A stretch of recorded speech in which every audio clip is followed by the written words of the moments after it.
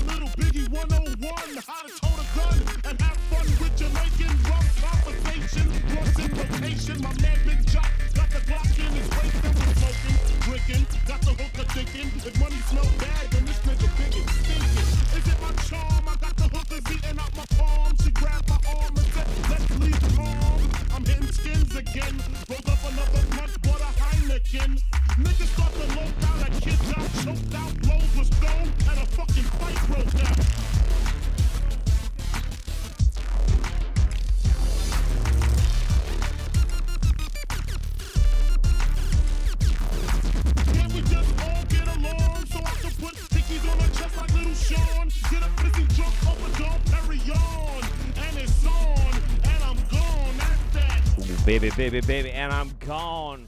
What's going on, everybody? What's going on? Welcome, everybody, to the Wingnut Roundup, this time for July of 2024. It's kilt season, baby. It's kilt season. It's hot as a motherfucker. It is too hot for pants. I don't give a shit. How's everybody doing out there? How you feeling? Hope you're well. I am exhausted. Just got back from camping a few days ago. And I glamp. I don't camp, I glamp. Listen, you don't get to be as glorious as me by roughing it, all right? Granted, there are no toilets and you still have to poop in a hole. So it is a little bit, it's a little bit roughing it. But, I mean, I bring like half my house's furniture when I camp. So it's a very big process. It's very exhausting, especially to pack up and go home. So I've been recovering and finding some of the most bizarre, weird, and ridiculous shit from the past month for us to enjoy together. Thank you so much for joining me once again. I am very, very happy to be here, and glad you are too. One more month, baby. One more month. 1 month at a time. And that's what the Roundup's all about. The kilt is your favorite. Well, thank you very much. Thank you, thank you. Yeah, it's hot as a motherfucker. That's one of the reasons why I really like to go. I go to the coast, where the hottest I got was 70 degrees Fahrenheit, just smooth and mild and super nice. And then I had to come back to the valley and, fuck, not great. But yeah, it's all right. I got the air conditioner rocking in here. It's barely making a dent. I'm overheating. Let's fucking do this shit. What happened this past month? Oodles. Now, I know a lot of you guys are not necessarily in America, but I have to tell you, this season of America has been pretty wild. And honestly, I kind of feel like the writers are trying to cram in, too many plot lines for everybody to be able to follow. It's getting a bit convoluted. So that's one of the reasons why we can pump the brakes for one night only. And we're just going to glide on into some fun, easy, wholesome entertainment. What is Fahrenheit? Why can't you use the correct metric system? Okay. I am a big fan of the metric system. I am. Except when it comes to temperature. It's just, I'll put it this way. Fahrenheit doesn't make any sense. Freezing is 32 degrees. Boiling is like 200 and something, right? But like when it's hot and it is 100 degrees Fahrenheit, which I think is something like, what is that, like 38 centigrade, something like that? I can't remember. Echo, what is 100 degrees Fahrenheit in centigrade? 100 degrees Fahrenheit is about 38 degrees Celsius. Nailed it. 38 degrees. When it's that fucking hot, somebody's like, well, it's pretty hot, 38 degrees. I don't feel like 38 degrees. Fuck that. That's insulting to how unbearably goddamn hot it is. 100 degrees. That's got nuts. It's got nuts, right? Like, I couldn't do the centigrade. I couldn't do the centigrade if I wanted to. That's the only one that I just can't get behind. But everything else, metric is totally fine by me. So, yeah. Kelvin or bus. See, that's how you beat the whole fucking argument. Is like, actually, we should be using Kelvin. And then everybody will hate you, except me. I'll be like, fuck yeah, dude. Respect. We should use Kelvin. We should absolutely use Kelvin. You guys have AC, you're fine. Yeah. When it works, that's kind of the, or you can afford it. Let's not get on a big rant about that right now. Oh boy. I can't afford it, thankfully, but many people can't, and that's pretty fucked up. All right, before we get started, if this is your first time at the Wingnut Roundup, the Wingnut Roundup is a 3-hour-long show. All I have done is picked out the programming that we're going to be watching. There are no scripts. There are no nets. It's nothing but me, the camera, you, the wingnuts that I have found, and we have ourselves a grand old good time. There are no rules. There's no safeties, no nothing. It's just pure, unadulterated wackiness. And I'm going to be a YouTuber badly. And if interested, you can go to brainforcesideeffects.com, brainforcesideeffects.com. Get yourself some swag-ass overpriced t-shirts. Boom. Nailed it. Fuck. Also, the studio looks a little bit different. I had for the longest time this big fuck-off carpet in here that was like an old camping carpet. Yes, people sometimes take carpets camping. I know. And it was time for it to go. So now I've got this like office carpet on bare concrete. I lost my chair, and there's a new mount for the camera. So actually, you guys are pushed back. So I'm even smaller than before. And you can get the full spectrum Jeff Holiday experience here. Whew. I'm shrinking before our very eyes. Right. Okay. Now, usually, buy the merch. I don't actually give a shit about the merch. It's more of a joke for me at this point. I do need a new webcam, but that's for a whole nother bag of shit. Now, usually on the Wingnut Roundup, I only show things from the past month. However, recently, some controversy has come about on a certain type of wingnutty YouTuber from something that they said 2 years ago, and I had to put this in because it's so fucking weird. It's so weird and so bananas. Oh yeah, also, I am on Wiki Feet Men, and if you really want to do me a solid that's free, you should upvote my feet on Wiki Feet Men. It's a source of strange pride for me. Anyway, this comes to us from a channel called This Is Maria. I believe she is a CEO of some like wellness company or some shit. The title of the video is Q&A, how does God perceive time? Does God have a shadow side? And other questions answered. So thank you again for the submission. Somebody sent this one in. You can always submit things through the suggestions for Jeff room in my Discord. Linking links and doodly-doos and all that kind of shit. I'm very Clark Kenting lately, aren't I? Lois, it's me. Ooh, psych. All right, let's go. Let's go. Can a higher self be evil? How does a higher self guide an incarnation who meant to enact evil? I'm asking this all the time. I have a hard time answering the question about evil Scent bird. There is such a big gap between. That's right. People in the chat are familiar with this lady, the scent bird lady. I don't know what the fuck scent bird is. What do they sell? Between how humanity perceives good versus evil, and how, even beings in the seventh dimension perceive good and evil, let alone how the higher self perceives good and evil, let alone how source consciousness perceives good and evil. From the perspective of source, everything is an experience. From the perspective of your higher self, everything is a learning opportunity. Okay, right. So they're not so quick at putting a label on a happening, an event, or a circumstance. In fact, they don't like putting the word evil on things. Okay. The and higher they don't even beings perceive that as such. In other words, being murdered by someone and murdering somebody from a perspective of the higher self could be considered all good, right? Depending on the intention. And here is where the core crux of this issue lies. The Horcrux? Let's say you're, and again, not stepping back. Let's say your higher self wants to understand murder. Why?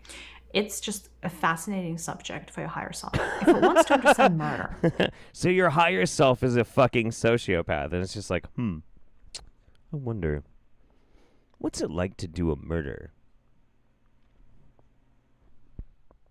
I mean, okay, playing with this a little bit, if higher selves are a thing, one could assume that some of them have to be pretty psycho, right? Like pretty nuts. I mean, doesn't that kind of stand to reason, Or are they all just basically the same? I mean, it sounds like she's saying they're all basically the same, but this is pretty wackadoo. It's going to have to come and incarnate many, many times over. And it wants to experience it from every angle. So your higher self may choose to come as a victim, as the mother of the victim, as the father of the victim. Weird. As the teacher of the victim. Weird. As the murderer. As the mother of the murderer. Yada, yada, yada, yada. Yada, yada, yada, yada. As okay. the mayor of the city where the murder happened. As the police head of the police department that was investigating the murder, etc., etc. The judge. As the janitor at the school where the murder takes place. As the tax attorney that helped the murderer's brother's roommate out of a sticky situation with a weird claim. As okay, yes, we get it. All right, let's move it on. Who was judging the person who committed the murder. And then it's not going to stop from there, right? So let's say it took all of those experiences and feels like it understands murder a little bit better. Then it's going to want to experience murder to a higher degree. For example, well, I know what it feels like to kill one person. FBI? What does it feel like to kill 30 people? What does it feel like to kill 100,000? You know what I mean? And is it evil? I'm trying to get I'm watching this dude to try and get like a read on what the fuck is going on like in his brain, and so far it's just dull dead stare, and she's like, what about 100,000 people? He's like, like, have you thought about it too? Have you? I can with all honesty tell you I have definitely thought about murder many times. Not like more than maybe 3 at a time, right? Like maybe 3. I think as far as if we're being really honest with ourselves, thinking like 3 people, it'd be nice if you could get away with just popping them. Like I think that's kind of normal, you know? Somebody you just really fucking hate. You're not serious about it, but you really fucking hate them. That's normal. But like 30, that's a lot. More than 30? That's fucking bonkers, lady. That's bonkers. Weird. Not if your intention is to understand murder. Because by the virtue of you understanding murder, you are sharing that learning and you're uploading it up to the Akashic records where everybody else can learn from it.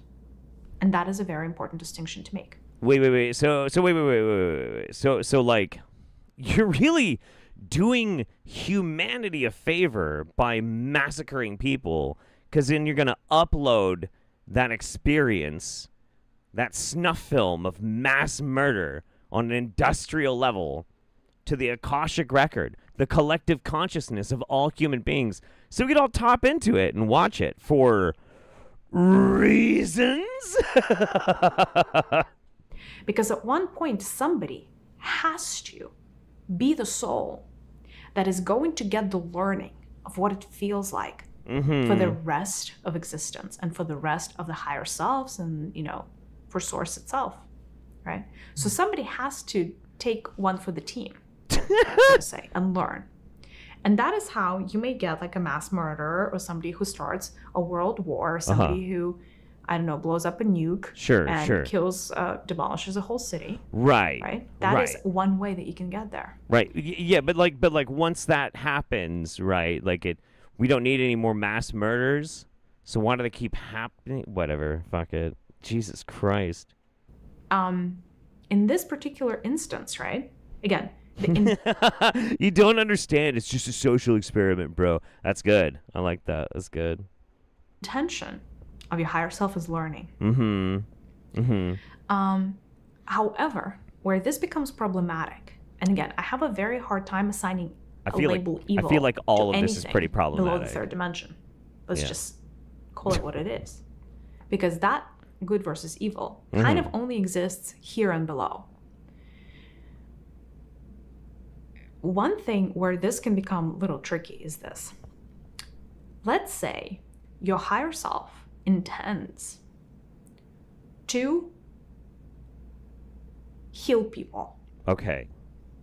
Healing is its thing. I'm cool with that. That's fine. Yeah, sure. But let's say it descends into this incarnation, gets into the veil of forgetfulness, and instead of healing people, it starts murdering people. Just cause. I don't know, for whatever reason. For funsies. Maybe because there's some drama in the childhood. Maybe because they saw a movie where somebody murdered somebody, thought it was cool, so they essentially went off the bandwagon. Okay, hang on. So somebody saw a movie where somebody got murdered and they were like, hey, that's pretty cool, and that caused some drama, and they were like, oh, okay, well, I'm not going to heal anymore, I'm just going to do a murder. All right, yep, fuck, all right, yep, cool, let's go. This is treated a little bit differently because the intention was 1, or like X, and the outcome was Y, right? That is still, by the way, not considered evil. It's just considered suboptimal because it wasn't planned. Now, is that still a learning? Yes. Ultimately, you know, is it still good to learn? Absolutely. However, that is where you get splits at higher self level, right? Just wait. This gets so fucking weird.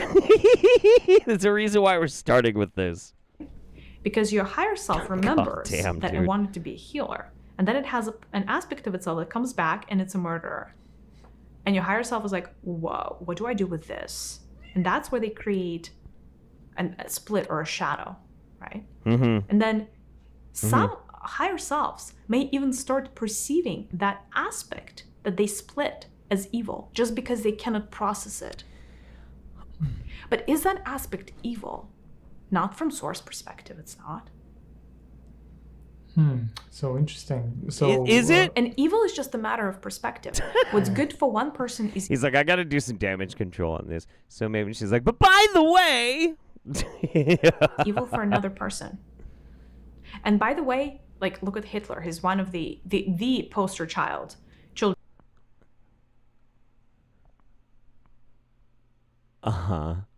Go on. For like being an evil person. Uh-huh. Do you know how many millions of souls benefited from learning from the experience that he has created? So here you may put, like look at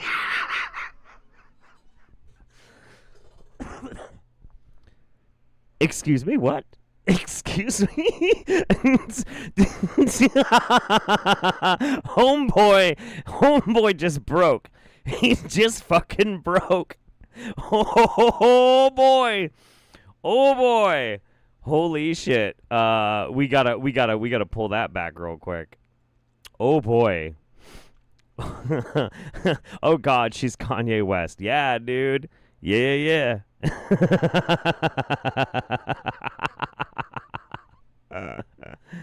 Oh man.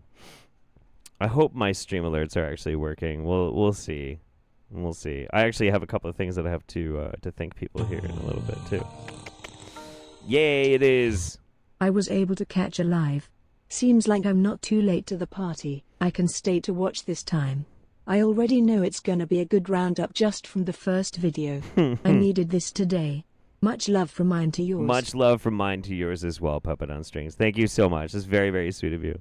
All right, watch this dude's face. Watch this dude's face. how many millions of souls benefited from learning from the experience that he has created. So here you may put, like look at a character like him and be like, oh, he's completely evil. And upstairs, his experience was the greatest, one of the greater, sources of knowledge of 3D planet Earth warfare. Okay. And that is benefiting so many different souls. Why? In on their evolutionary path. So is he evil? Not really. I don't think so.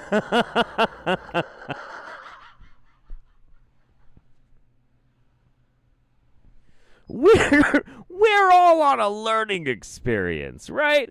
We're all just here trying to figure some shit out. And so you know what? Hitler was a real OG and took one for the team.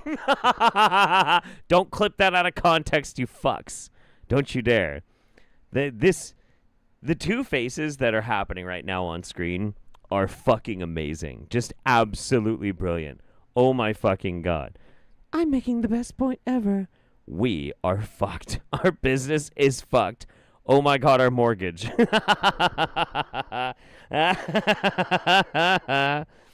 She is smiling. She thinks she's very, very smart. So interesting. So just it means that some higher selves choose to take this path, and it seems like it's maybe a bit less desirable than other ones because we don't have that many murderers and mass murderers especially, right? But they still choose to do so for their own development. Well, do you want me to give you an even better example? Yeah. Sure. Do you think playing World of Warcraft is evil because you're killing things? Like in a computer game, Yeah. people don't think it's evil, yes. I know. Same logic. It's a computer game from higher self level. Like, fine. Like, I don't know. Any of those RPG games, I think RPG is what they're called, right? Like where you like go and like murder, all kinds of beings every which way through Sunday with all kinds of weapons. And you're like, I need this strength and I need this skill and let me have this gun and I want a bigger gun and even more bullets and blah, blah, blah. I mean, you go in, You may have murdered 1,000 beings on a screen, and then you go on your merry way, and nobody's pointing a finger at you at work and being like, this is a mass murderer. But how is that any different? So that's... Well, allow me to explain. Oh, Lothar. Now, I don't really have to explain, because you all get it.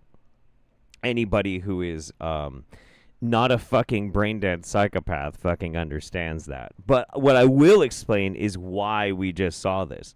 Why all of this is happening right now, right? It's that when you are so brain-poisoned and water-headed, when you're such a dumb fuck, so immersed in your own quack fuckery, and your head is permanently wedged between your butt cheeks, you start to think that you've tapped into something so superior that you then acknowledge the rest of existence as no better than the NPCs in a computer game. You don't understand. Maria is so tapped into that higher source energy that you all might just as well be like in a fucking video game to her. And so it doesn't matter whether or not Hitler did a genocide. That doesn't matter because they're just NPCs to Maria.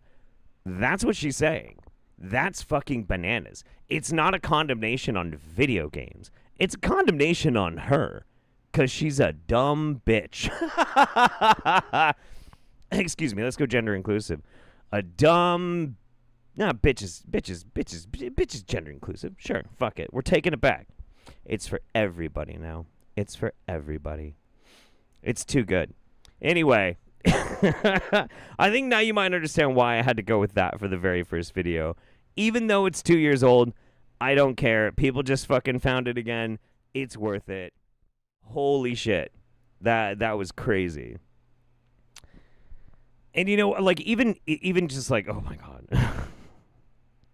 The other thing that we really do have to point out, I'll point out in a second. Hang on. Whoop. Been a wild month.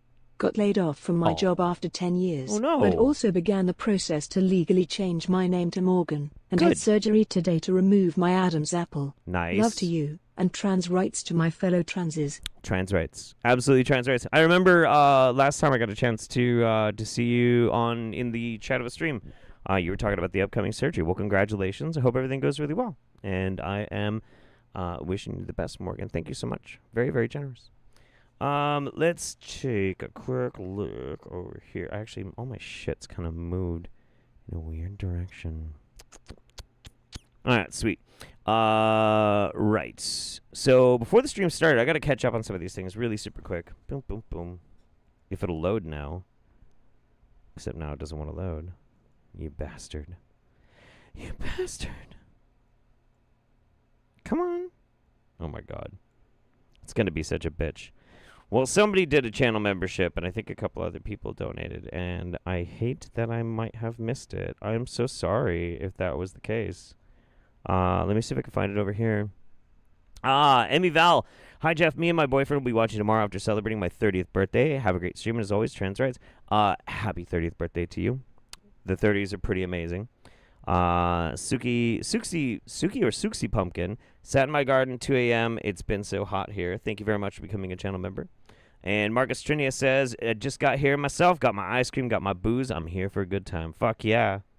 I have ice cream waiting for me after the stream. See, that's my reward. Jeff can have some ice cream as a treat if he does a good roundup. But that'll be up to you to decide. You can tell me at the end if I've done well enough, and I can help myself a little bit of ice cream. Just a little bit. Oh, hello.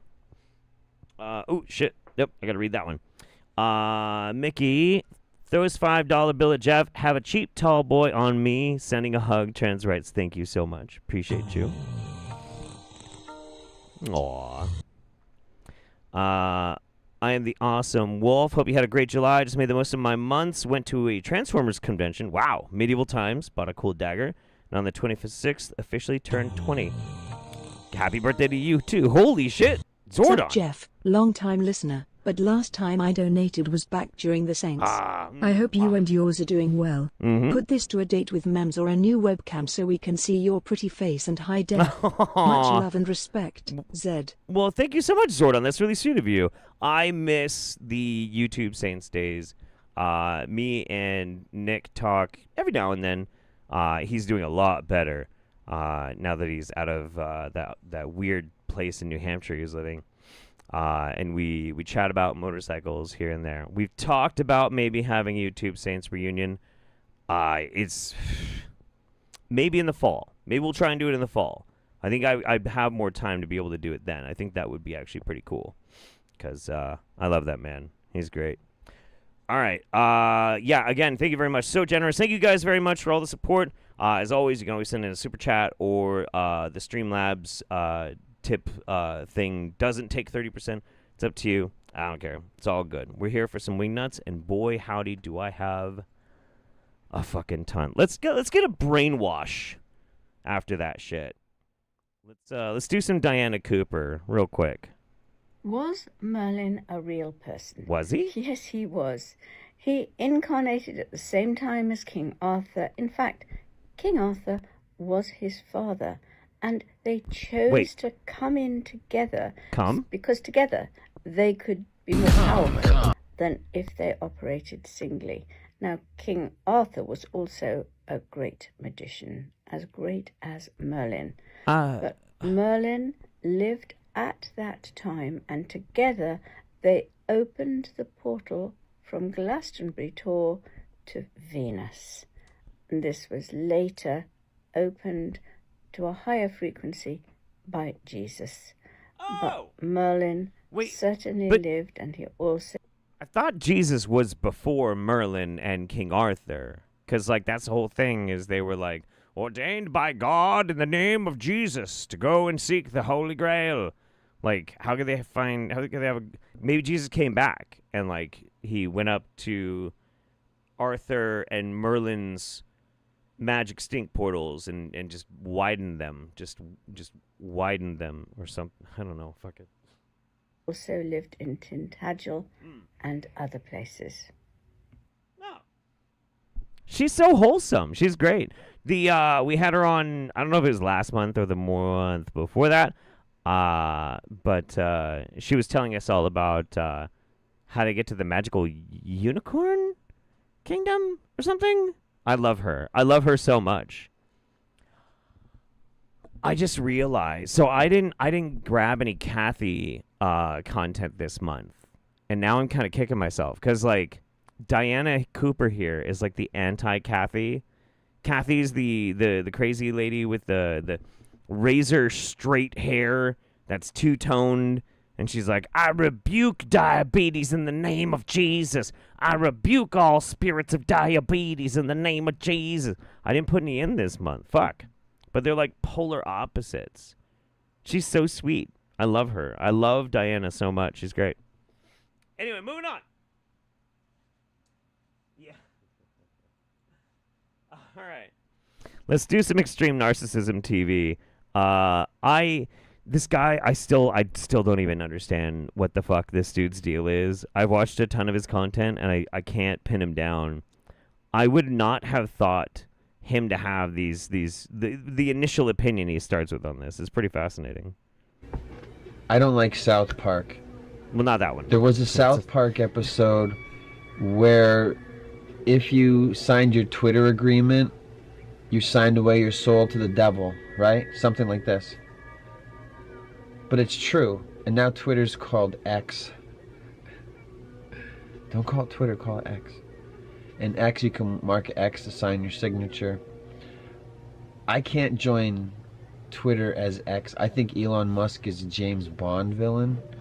I mean, he wants people to like him.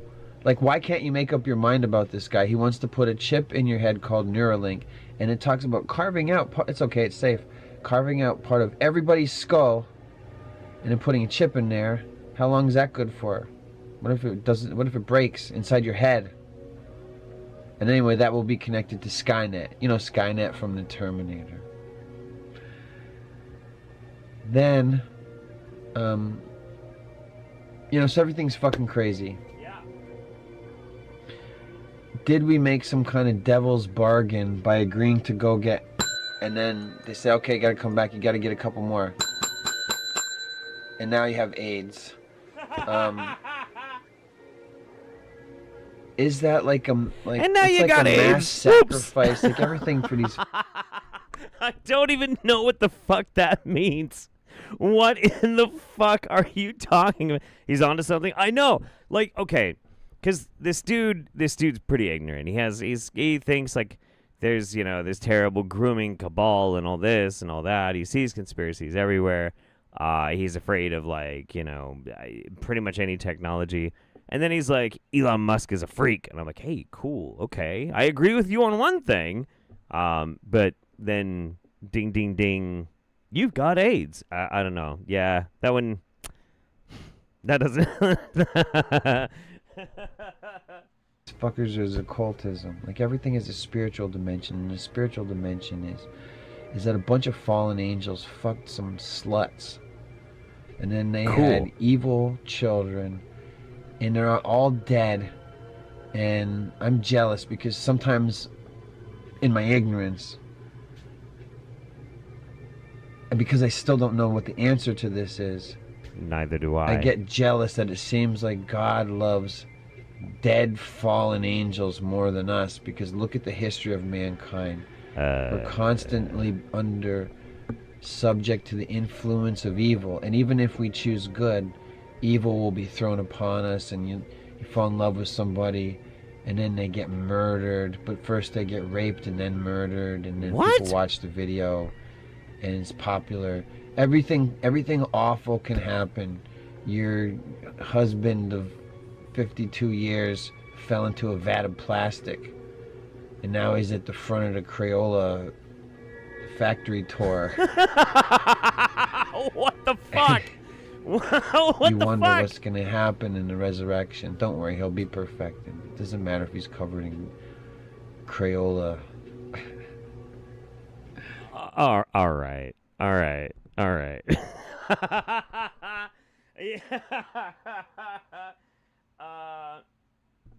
How does this relate to not liking South Park? Like, can I okay, so I don't know if this guy is as interesting to everybody else as he is to me, but like, if you look at his channel, it's pretty wild. So like,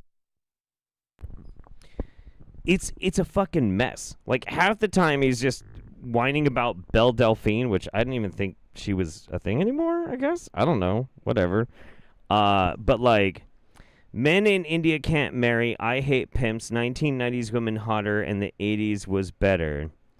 Let's see. Classic midnight run Toonami Adult Swim blockchain party for not so fresh feminism. Okay. Comedy podcasts ruin cigars as props and real movie cowboys smoked backwoods. Okay. You know, like, and that's why I find him so fascinating, because there's just this stream of wild consciousness that goes into everything that he does. And like, his background is fly as fuck when he does it, when he pulls back enough.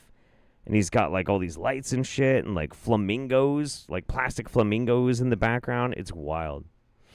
Somebody said we should go and look at Kathy. I am totally okay with quickly looking at Kathy. Let's see if we can just find a really good one, just so we can.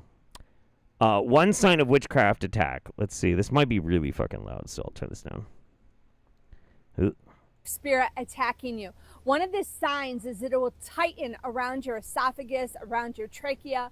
You could maybe be in a speaking place that you're preaching the word of God. Maybe you're driving through a region and all of a sudden you feel this tightening, a constricting. Harder. That is a witchcraft spirit. You need to bind it, rebuke it, and command it to go. It co-labors with a Jezebel spirit and a Python spirit. Friends, I'm doing a series on Python on my YouTube channel. I want to encourage you, go over to Kathy DeGraw Ministries. I didn't even know she had a YouTube channel. That's fucking rad. I'm gonna have to look into that. That's great. Yeah, if I'm driving and then I suddenly feel a tightening at my throat, I'm on a date. Just kidding. No, usually I'm the one. So, good. Anyway, moving on. Right. What the fuck? Oh my god. Okay. You know when I get excited about a video, it probably means it's pretty boring, right? It's probably not any good. It's probably not going to be anything too entertaining or, whatever. Let's catch up here. Rin Nakaoni. I haven't seen a Roundup in a while, and we are initiating our friend Andy to Humanity's Madness. My girlfriend's been reading your book and loving it so far. Oh, God. You've been reading my book. That's wild. Oh, I forgot I wrote a book. Yeah. Well, Andy, welcome. Buckle up, because I'm about to show you something very special. Again, this is a submission.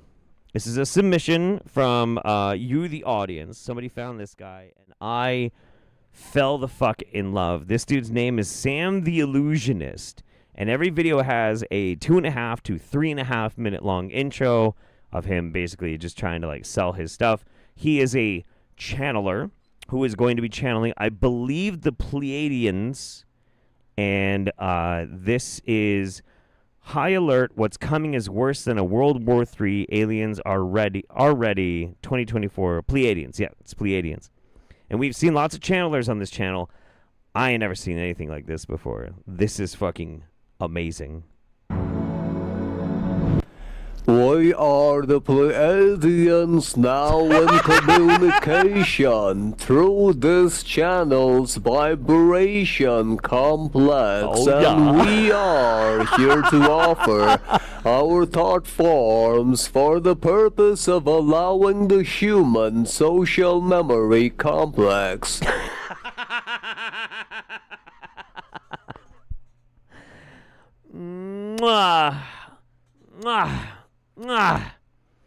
Incredible. No fucking notes. Incredible. I will use my own discernment within my brain complex. Please, by all means, explain to me, Pleiadians. To use their own discernments to truly understand the nature of reality. Firstly, with regards to the queries, the aspects pertaining to what is the agenda behind the so-called Apple company's introduction of artificial intelligence in their so-called devices. Yes. Incredible. Absolutely incredible. No fucking notes. What's so wild too is he doesn't have an accent when he's not channeling. That's how you know it's real, for one. And also, he's got a hell of a vocabulary. It's pretty interesting.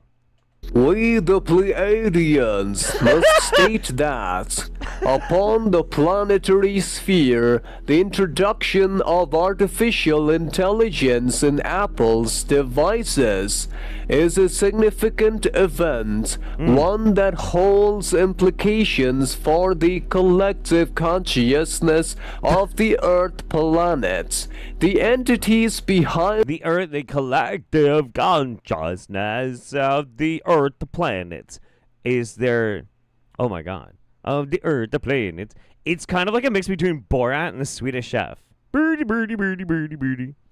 Very nice. I like the entities, but I can't do a Borat. I like you. Yeah, no, I can't do it. No, but it's straight up Swedish Chef meets fucking Borat. Wild. Absolutely wild. And the so-called Apple Incorporated have been influenced by the negative extraterrestrial entities. Primarily from the Orion social memory complex. Firstly, these entities who have a stronghold from the planet of Mars have been trying to seek control and enslave human consciousness. Forrest Gump? I mean, kinda. A little bit. I hope at the end he just goes, not. Yeah, that'd be good. Borat and Forrest Gump. Maybe. Yeah, that's pretty good. The introduction of artificial intelligence in Apple's phones is a strategic move to further their agenda. The artificial intelligence system, which also works together with the so-called company known as OpenAI. I saw a cut there. I saw a fucking cut, which means he had to sit up, take his blindfold off, and Google what the name of that fucking one was. Oh my god. You can see that. You can see. I don't know why I'm trying to debunk this guy. He's obviously on the level, but the so-called company known as OpenAI. Maybe he just had to think about it for a minute or something, because his blanket doesn't shift. His blanket doesn't shift at all. But there's definitely a cut.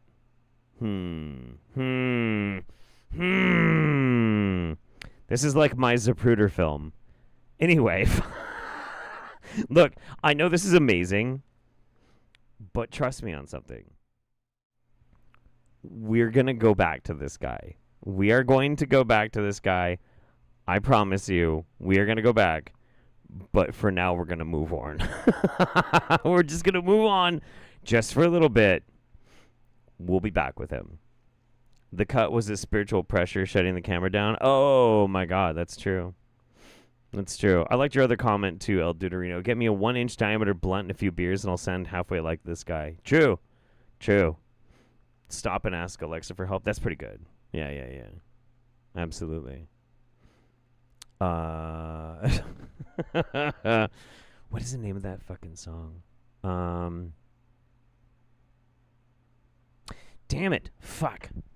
Shit. Okay. I'm gonna have to figure that out here in a minute. And then I'll torture you all with something. All right, here we go. Next up. So somebody else submitted that this kid reminds me so much of one of those like wannabe investigative influencers. He does these fucking videos where he goes into like a grocery store and just shits all over like, this is why I won't drink milk, because of all of this and all of that and all of this and all of that. And it's usually like a bunch of horse shit, right? Just a bunch of like random pseudoscience fucking dog shit. But like this is him sitting down and having to try and think about something at a desk, and it's pretty fascinating. A colonoscopy is a... Oh my god, I have that turned down and it's still so fucking loud. Jesus. A colonoscopy is a medical procedure that involves putting a camera up your butt. Dude, that's kind of... I can't say it on here, but... that's kind of gay. Okay, look, if my wife ever gets one of those, I'm divorcing her. This is that simple. Okay. First of all, I don't think that you have a wife. Call me crazy. Call me absolutely fucking bonkers nutso, right? I don't think you're married. I don't think so. Also, having something up your butt, kind of gay. Yeah, checking for fucking cancer, way gay. Pfft, what are you, a flaming homosexual not wanting to die of the fucking cancer? Pfft, be a real man. Try and die of as many cancers as you can at the same fucking time. You fruit? Like, what the fuck is that? That's so dumb. But also, if you're implying that putting something up your butt is gay, it would then stand to reason that it's supposed to be, if you're a guy or male identified and getting something up your butt, then that's supposed to be indicative of like a homosexual tendency, which isn't true. Isn't my case, but not true. I'm gay. No, but if it's your wife, like, do you never want to have anal with your wife? That doesn't exist? Or is that just icky? Is that too gay for you? It might be too gay for him. I don't know. I have many questions, and I don't know if I'm going to get any good answers. I don't know. A dude needs a good pegging? Yeah, that's true. He's divorcing his right hand. I don't know. I don't know how old this kid is either. So we're gonna actually watch 2 videos of his. This is a better look at the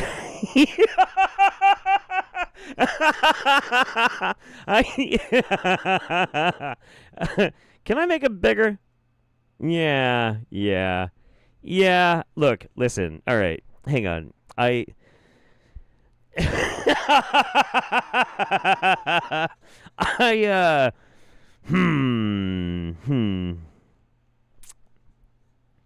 Dude is 25 tops.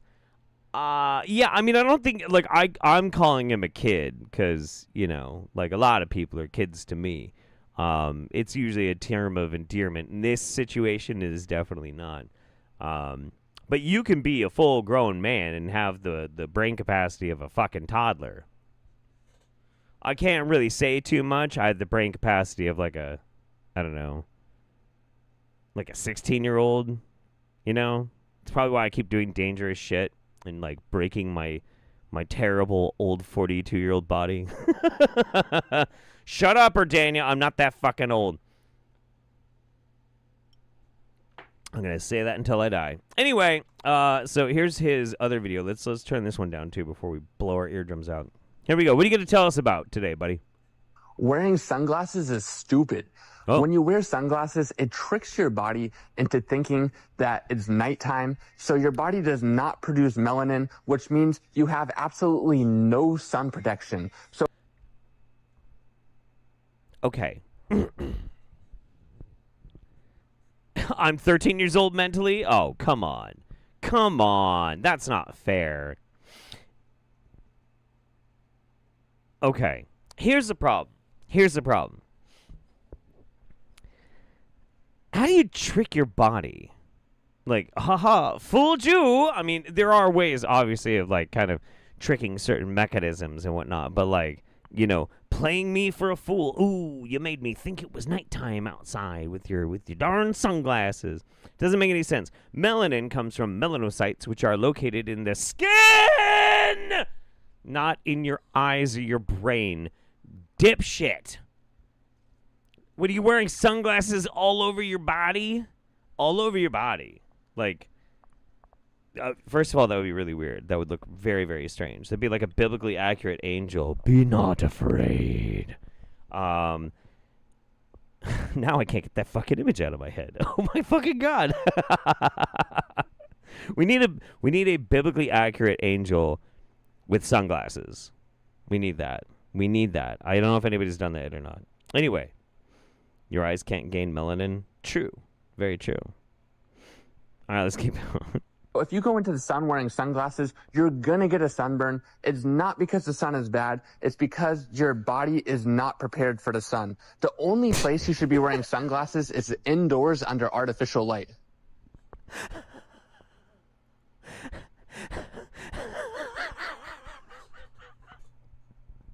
The internet was a fucking mistake.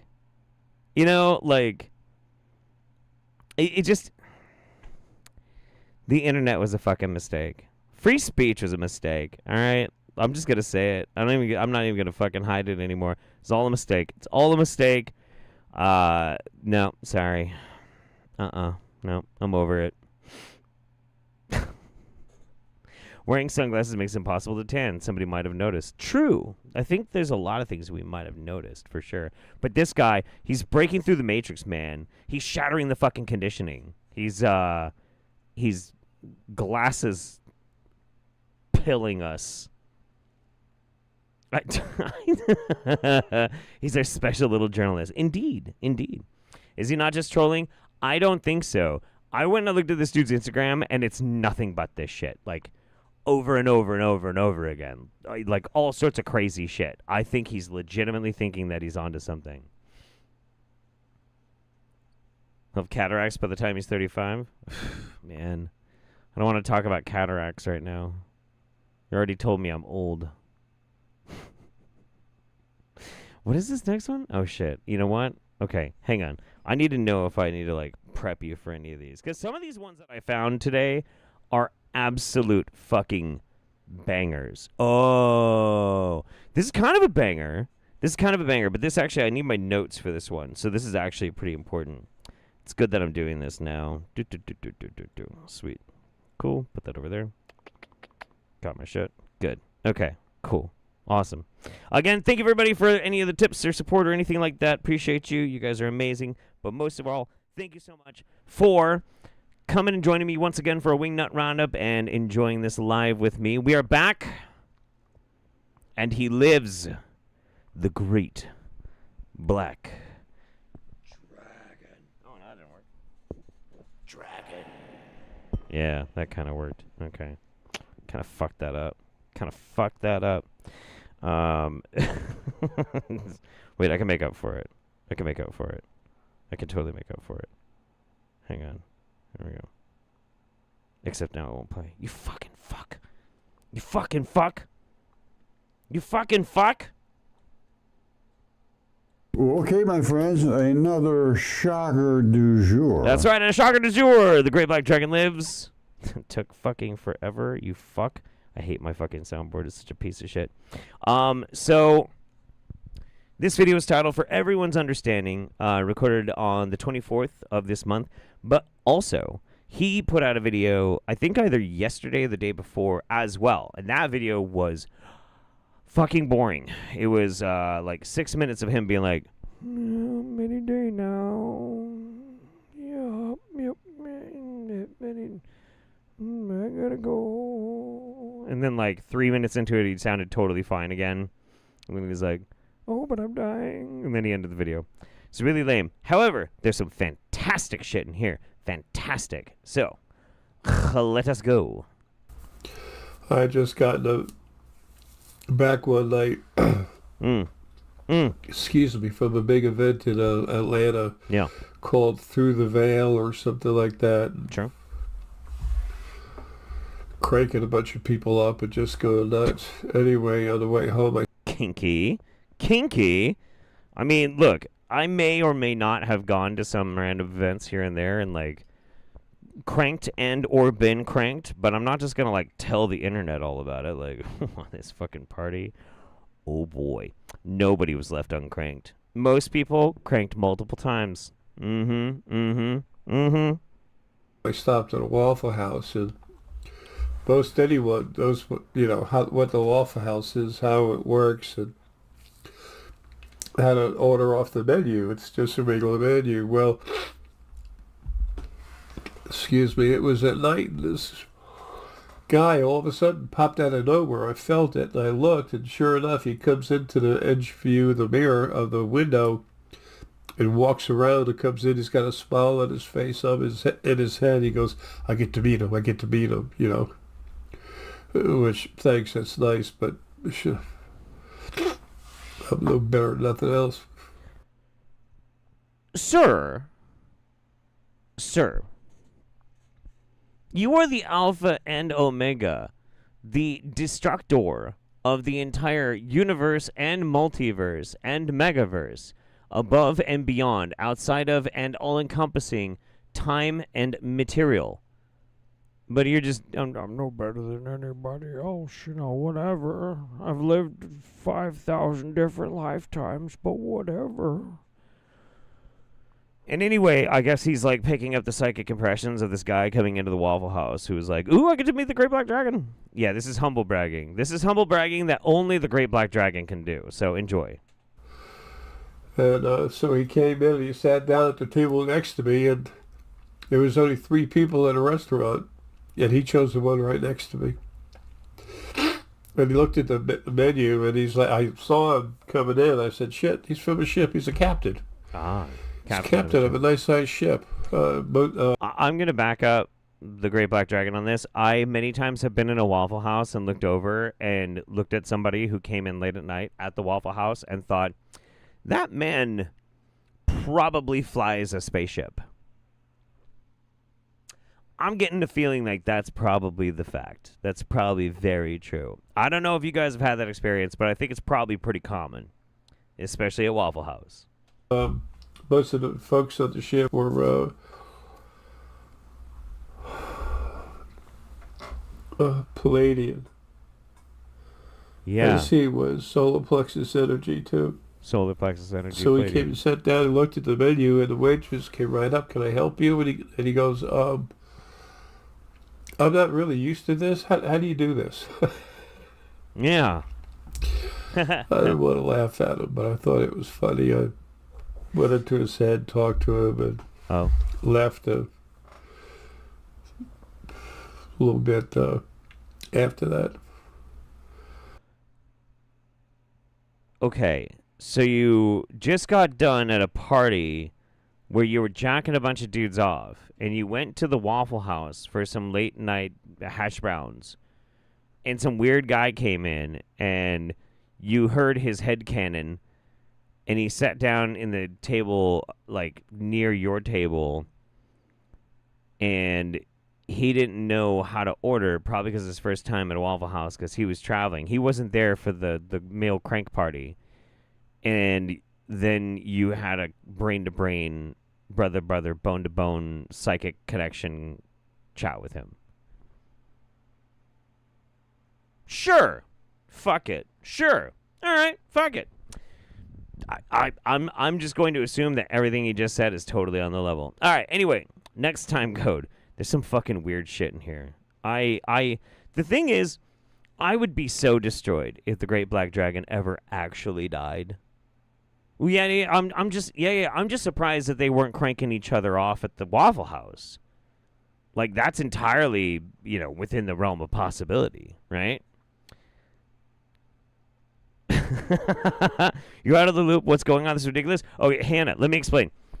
This is the Great Black Dragon, currently incarnated in the body of J.R.A. Essex, who was tertiarily involved with super soldier programs, but is currently a mortal man that sells really, really dumb, shitty little spheres and pyramids and way too expensive jewelry to crank people up. But he was Gandhi. He was Martin Luther King. He was Jesus Christ. He's been every important figure all throughout history. And as soon as that body he's in dies, which he has claimed has been happening for the past 12, 15 years, and any day now, for 15 years he's been claiming he's going to die, he, the lion-faced dragon god, will be unleashed and will wipe out all of the communists in Antifa. And kill all of the all of the pets too, but he's gonna kill all the pets and take their spirit up into pet heaven. That was a weird video that he made. Still not really following on why he decided that was a good idea to say that. People kind of lose you. You kind of lose people when you talk about like how you're gonna kill all their pets. Like that's pretty fucked up. That's not how you get subscribers on YouTube, my guy. Anyway, here's the next time code. Lilies. Almost all the lily in my body energy aura is out. The dimension where I kept him hid. And when Trump was shot at, the aura body energy, which was floating in the field, literally pushed the bullet just a little bit that was going to Trump's head. And then Trump was made to turn. Excuse me. To turn his head at the right time, not by some kind of God. There is no God. Yeah. Well, you've been calling God, which is also who you've been calling the devil, and didn't know any better. You see, there is no God, but he is the creator of the universe. It's complicated. Is Jeff going commando under the kilt? Wouldn't you like to know? Wouldn't you like to know? Dirty girl. No fault of yours. He just not able to know. Was the original first being, both halves, male and female. Oh, yeah. Yeah, he saved Trump's life. He did. This man saved Trump. Finished taking them out May 23rd of 2013. The war started July 10th, 2012.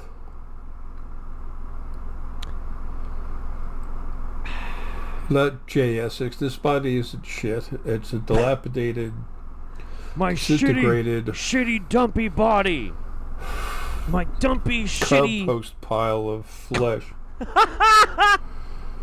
Buddy, you're not that bad. Come on. You put on a little bit of leather, and I'm sure you could find somebody. All of you, none of you are the body. Oh, okay. If you look at yourself... All right, anyway. There was just a little blurb about how he actually saved Trump's life. So, yeah, we can thank, blame, I don't know, whatever. Fuck it. Fuck it. Right, okay. And then this is the last time code that we have to watch in this video. I fucking love this video. Full of so many bangers. You know, it's one of those things. Great Black Dragon is a lot like Jillian, right? And there's no Jillian this month. Just putting that out there. There's no Jillian. We had plenty. I didn't need to even touch Jillian, although I did watch some of her videos, and they were weird. But they weren't weird enough. But he's a lot like Jillian in that you have to watch the whole video to find the good stuff. And that's a big ask for a lot of people. A big ask. But that's why I do it. That's why I take the time to watch these fucking videos that take fucking forever and mine them. Milk them, really. Crank them off. Wait, no. Or yes, to find that good wingnut milk. I don't like this analogy at all. Or metaphor. Whatever. Fuck it. Yes, Jillian's still alive. Elon Musk, he knows he's a hybrid. J.D. Vance, that's with Trump. He's not aware, but he's a very unique hybrid. Oh, I see part furniture. And Trump is source. He's part of me. Part of the core of what I am is in him, very strong. It's about 3-4 weeks ago. Nut milk, yes. Wonder how Nut milk. Keeps doing it. You wonder why he loves this country, let alone people and compassion? Oh, why? Because he's Ara. He's part of me. He is Ara. Oh, the reason why Trump loves his country so much is because he's him. Trump is a piece of the Great Black Dragon. Okay. All right. No milking Jillian, Jeff, unless you could sense anyway. We're not making jokes about that. There were plenty of jokes that are made about that for a long, long time. We're never going there again, okay?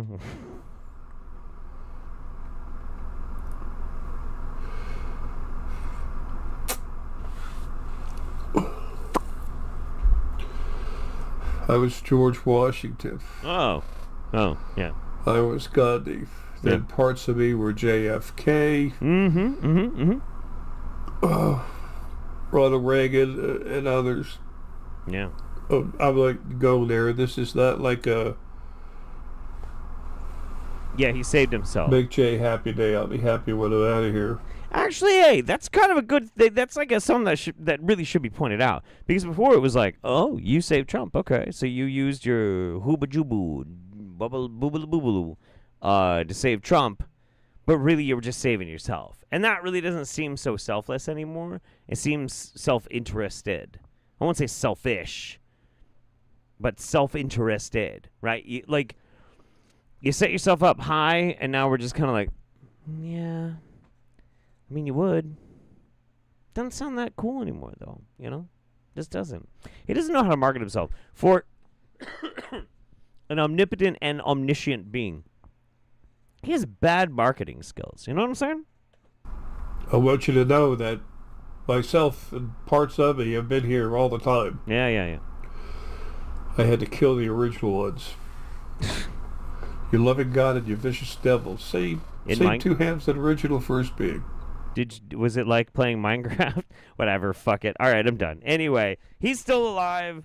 We'll check in again on JRASX in another month. We'll see if he's managed to transcend the flesh and unfurl his giant dragon wings into the multiverse. But I am not holding my breath on that one. Shush! No, that was a misclick. Fuck off. Let's see. What do we got? Sierra, happy to make it live. Love you, Jeff and Mems. Abortion rights are human rights. Trans rights. Indeed. Abortion rights are medical care. Zadots, happy Roundup, Jeff. Tired after a shift at my game testing job, but have to tune into the Roundup. Cheers to a good stream. P.S. The first time I was ever at Waffle House, everyone looked like crackheads. True. Yay, Lonely Bard. Hooray. I'll read that one at the next break, but thank you so much, buddy. I hope you have an awesome night. Yeah. Well, I mean, look, I love Waffle Houses. We don't have Waffle Houses here. What we have is 24-hour Denny's, but you kind of get the same thing. It's not really to the same level as Waffle House. There's something about a Waffle House, but I love Waffle House's food. I love the fact that a Waffle House is a measurement of emergency. This is true. This is 100% fucking true. The Waffle House, the local Waffle House, is considered a measurement of emergency. Now, things can be bad, like mass death, like a terrible flood, or a fucking earthquake, or fire tornadoes, or some shit like that. But it's not an absolute flee for your fucking life kind of situation if the Waffle House is still open. Every Waffle House is the same. They all have generators. They all have staff that are dedicated to, and they get paid really well. If they have to deal with some bullshit, they get paid really well. So if the Waffle House is open, because it's 24/7, you know it's bad, but it's not that bad. But if you ever see a Waffle House closed, run, motherfucker, run. That is like the last step. You see a closed Waffle House, get the fuck out. Don't care what it is, get the fuck out of there. That place, it's busted. It's busted as fuck. You gotta go. Dragon of the West says, Great Black Dragon, you say. And what kind of loot does he drop? Asking for my adventuring party. Indeed. Yep, the FEMA Waffle House Index. Indeed. Yeah, you gotta, anytime you get a chance, you have to go to a Waffle House. It's incredible. They're absolutely amazing. Their food is the most consistently mediocre, just slightly above mediocre, that you can always rely on. It will always taste the same, and you can get it 24/7. Incredible. I love society. Anyway, here's this. I just stumbled upon this beautiful tree and opened the Akashic records of this tree, and turns out this tree is a portal to Lemuria, which is the ancient city of Telos, is located underneath Mount Shasta, and Lemurians are a beautiful group of light beings that come through for certain people. This tree wants to share that Lemurians are very connected with the water. This is a very chatty stump, by the way. It's a very chatty stump, but okay, I'm into it. I'm listening. Are very connected with the element of flow and grace and abundance. And if you're having trouble connecting to your abundance, that connecting to the Lemurians and the Lemurian energy will help you open up that expansion within your own field and to be able to feel that abundance, because they are kind of the masters of it. Okay. So, adorable. That's nice. That's wholesome wingnuttery. I found a stump. I tapped into the Akashic record, bypassed all of those weird Hitlerian World of Warcraft mass murder fetishist kind of people. I was like, nah. I'm not here for that today. I just want to know what this stump's about. I'm like, this stump is a portal to the Lemurian realm. And, if you're ever feeling like kind of down in the dumps in this way or that way, you can like kind of connect to it a little bit, and they'll be like, you're good. You're going to be okay. You're going to be okay, champ. Wholesome. Sounds complicated, but I have no problem with it whatsoever. And I find her absolutely charming. Absolutely charming. See, sometimes we just have to have a little bit of nice, wholesome material, right? It's fun. It's cute. And I like it. I like it because, like, the thing about Wingnuts, and I try and throw some of these into the show here and there, specifically to make this point. I don't want anybody to ever get the wrong impression that, like, if somebody has out there beliefs, I just hate them. Because they don't. Like, people believe all sorts of stuff, from very benign to really wild and out there. What really matters is what you're doing with it. And if this lady's like, I found this cool stump, and I think this stump is like a really cool and beneficial thing. Fuck yeah, it is. I would be her friend. Sounds awesome. I love it. Our bucket hat's back in style now. She's bringing it back, and she's making it fucking work. It's still damaging.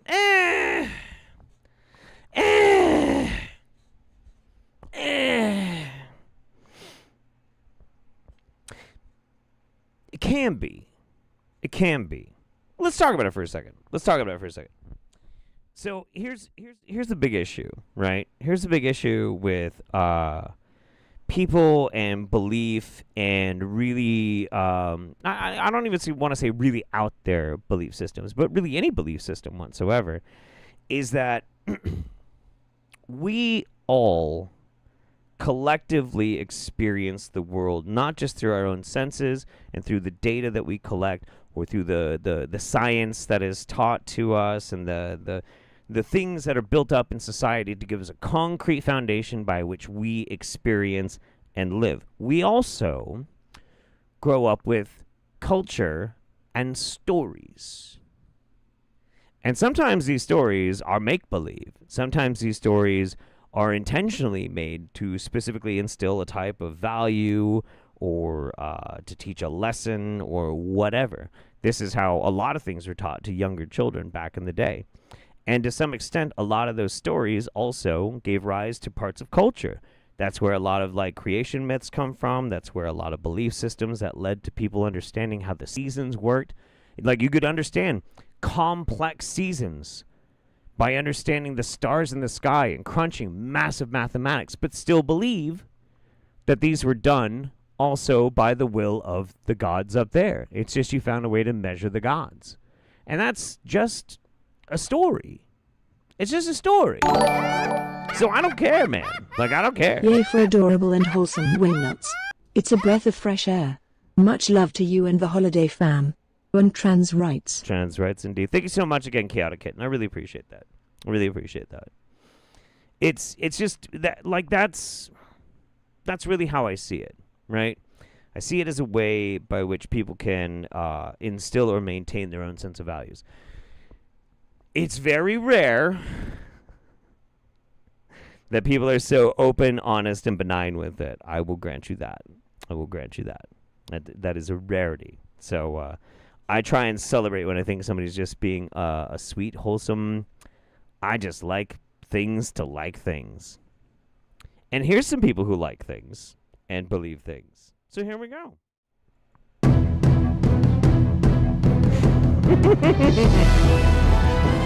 Thanks for being here with us. Are you sensing like a more playful energy, like a maybe not like childlike, but like something like that? Yeah. What?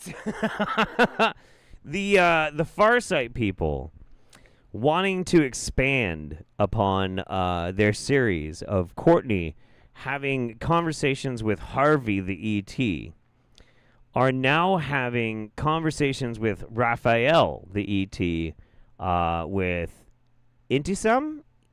Intisam? I really don't want to mispronounce her name, but I'm sorry if I am. And Shantae are speaking with Raphael. And they do not know how to do audio engineering. But you know what? Fuck it. Here we go.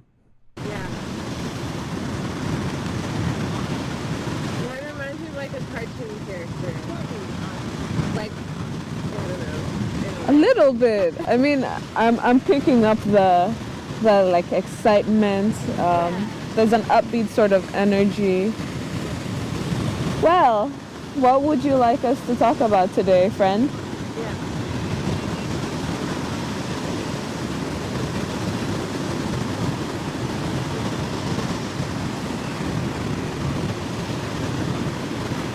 I feel like they didn't really think this through.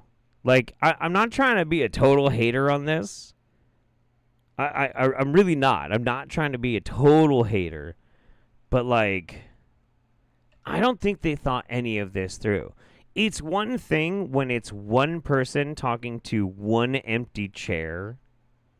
They're filming out in the wind. Yeah, they're sitting on the fucking beach. And I don't know why they didn't bring audio equipment for being on the beach. They've done this multiple times. Yeah. And hit the graphic that they put on there to represent Harvey. They announced that it's to try and help you visualize it. But the clipping on it is just so incredible.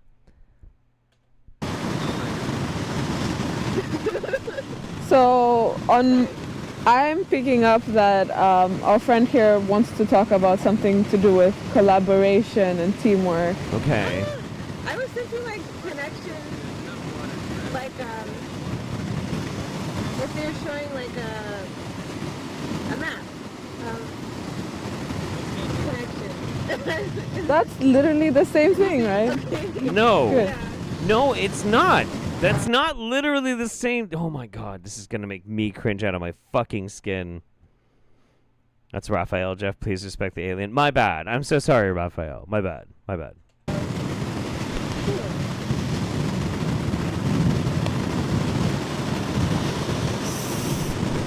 So what I'm picking up right now,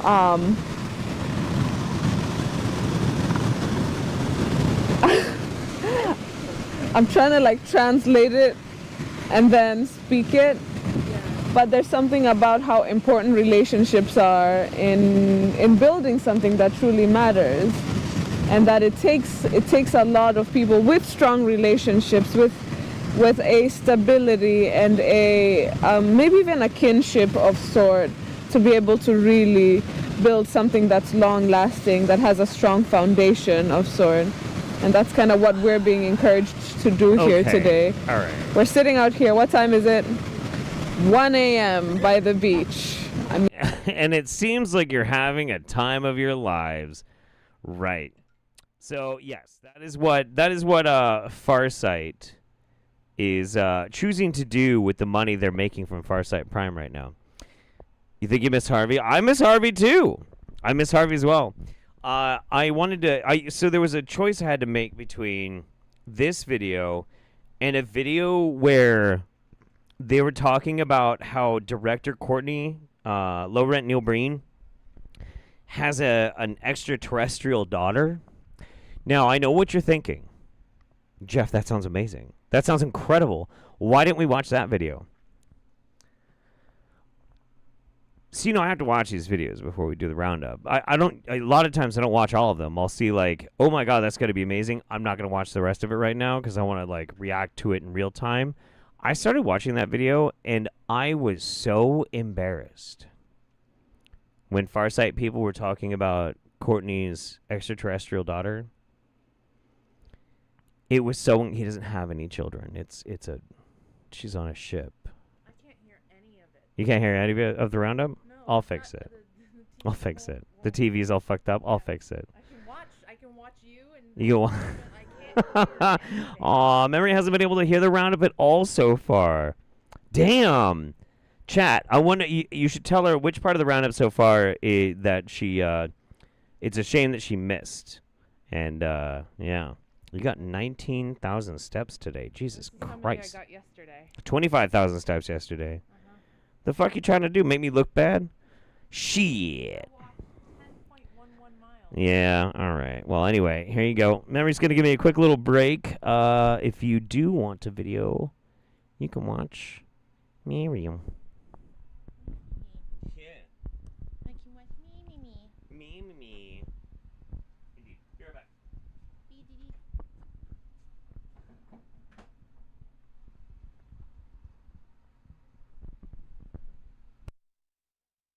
Oh, I didn't realize that.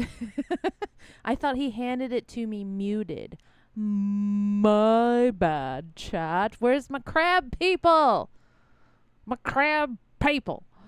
Also, I just want to say I'm really, really proud of myself. Because as you know, I quit smoking back in March cold turkey. And so I'm about almost 5 months into not smoking. We went camping last weekend, and my friend forgot that I quit smoking, and he was like, "Here, hold my cigarette," and gave it to me, and then walked away. And I just sat there like, ha! Ah! I don't know what to do with this.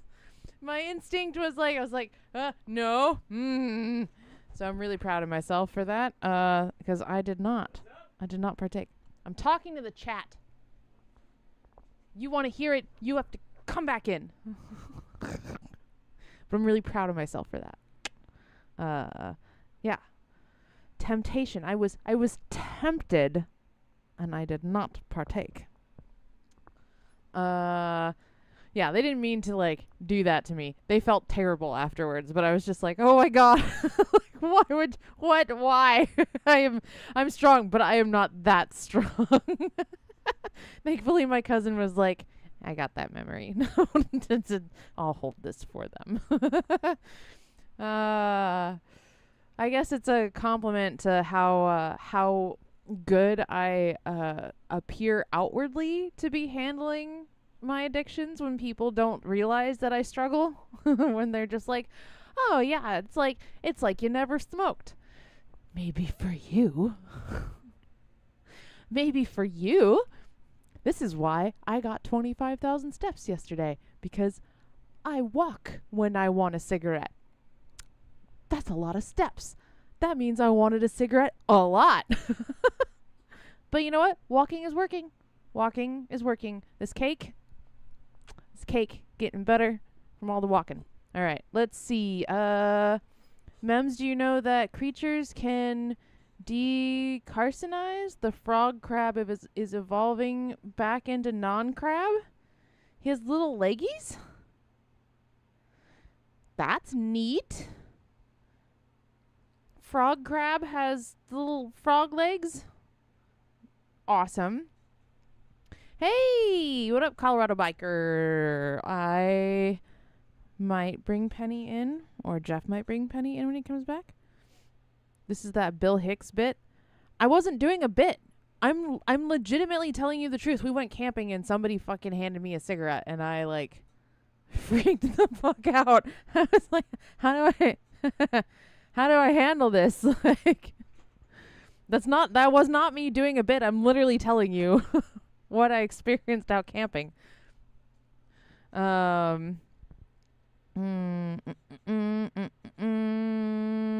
Okay.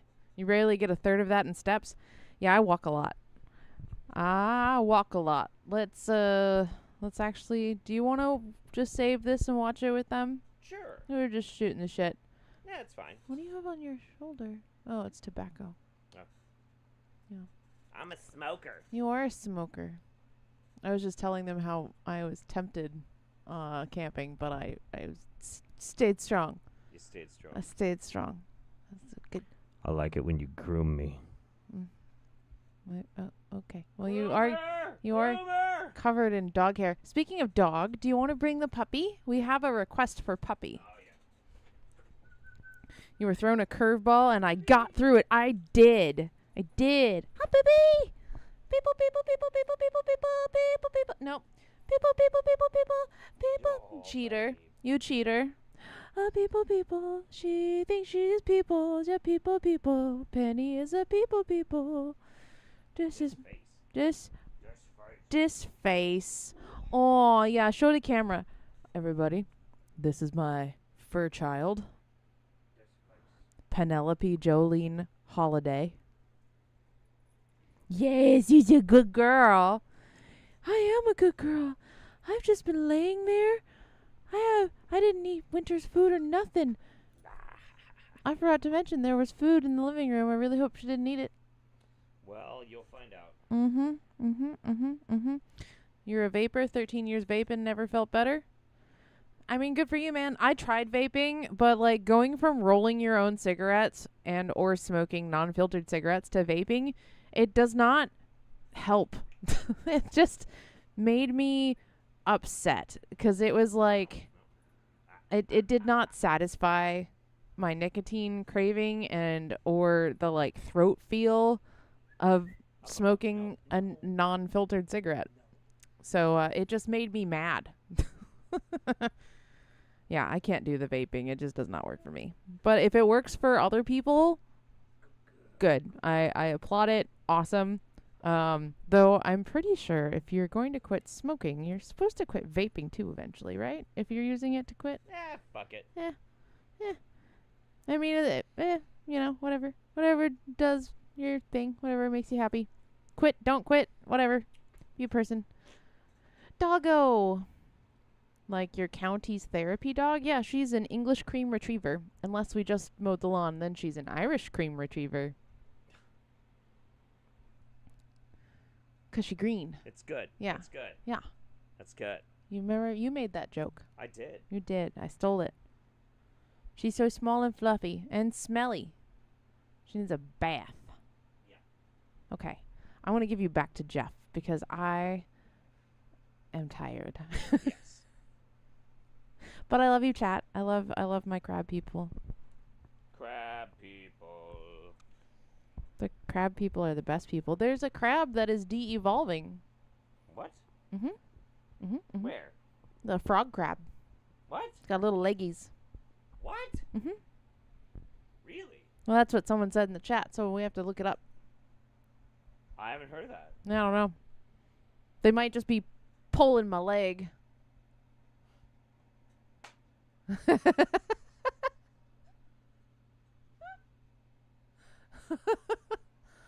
Yeah. Uh-huh. That's good. That's good. That's good. I love you. Love you too. Memory holiday, everybody. Bye, chat. I love you. Love you too. Mwah. Did you fix the TV? I fixed the TV. So I can listen now? You should be able to listen down. Should be able to. All right, sweet. Thank you so much, baby. Appreciate you. Thank you. Let's see what we got going on here. Doom, doom, doom, doom, doom, doom, doom. We're making good time. Ooh. I'm glad I didn't miss the roundup. Here's the bigger dono I promised last week on the stream. I'm going to be picking up some Eldar for you, Daddy. Aww. Any specific unit you'd prefer? Also, trans rights. Trans rights as well. Some Guardians would be great. I'm trying to get back into Warhammer 40,000. Sad story. I've always loved Warhammer 40,000. I had some amazing armies, but Chaos Emperor's Children and some Sisters of Battle. But this time I'm going Eldar, and I have literally barely anything that somebody like randomly gifted me, but I have none of the basic troops. So we'll just go with that. It's all good. All right, let's get going on the roundup. Let's go. Thank you again so much, Super Animaniac. And here's Mario, my favorite. Oh. Why is this so fucking complicated? You have no idea where you are right now. I'm in my studio. Plain and simple. No, I'm in my studio, dude. You can Google it. I don't need to Google it. I'm in my studio in the city of Eugene, in the state of Oregon, in the country of the United States of America, on the continent of North America, on the planet Earth in the solar system, surrounding Sol, in the Milky Way galaxy, in the universe. You have no clue. Where you are. I guess I don't. What's so hard about that? Hard about it. What's hard about it, bud? You don't know anything. You don't know anything, bud. But that seems to be a problem because we fight over it. I guess so, friend. Is it flat? Is it round? Nah, nobody's fighting about that. Which race is the best? Black people are faster. They are. What don't you get? Okay. Like, why is this so fucking impossible? What I don't get is why you started a video with like, hey, yeah, doxed. They, or you don't know where you are. You can't figure it out. And also, black people run faster than other non-black people. Like, why? Is that just like an intrusive thought that you're just sitting there about to record and you're just like, they're faster than me? Like, what the fuck, dude? What the fuck is the point? It's collective consciousness, okay? Yeah. It's what we all are together that makes us the human race. Collectively. How about we're just all the same species? Let's just say that, right? That's fine. If that's even a fucking thing. Sure. You know for a fact in your own mind that you have no clue. But that's not enough. Okay. That's not enough to convince you that everything that exists does. Whoa. And everything that doesn't. Whoa. You can't think of a new color. You can think of... Sure I can. Beeblebrox, Stinklebottom, Funky Fresh, Fart Knocker, Blip, and Light Blip. There we go. I just did it. A dragon, though. Because dragons are real. Ah. So are unicorns. You can think of a dragon, though, because dragons are real and so are unicorns. Got it. If there wasn't such thing, then how the fuck would you ever know that there was? Oh, dude. Yeah. Dude, yeah. Grub, this dude is absolutely Jaden Smith posting, like, in real time. This is great. I never made the connection yet. Mario is the white Canadian Jaden Smith. This is fucking dope. Oh my god. Why is there a name for it? Ooh, these are good. Good color names. Shartwinkle, Gooboo, Octarine. I like that. Yeah, I like that a lot. The Environmental Awareness Research Technology House. That's the acronym for Earth. No. You can think it's whatever shape you like. Okay. Thank you.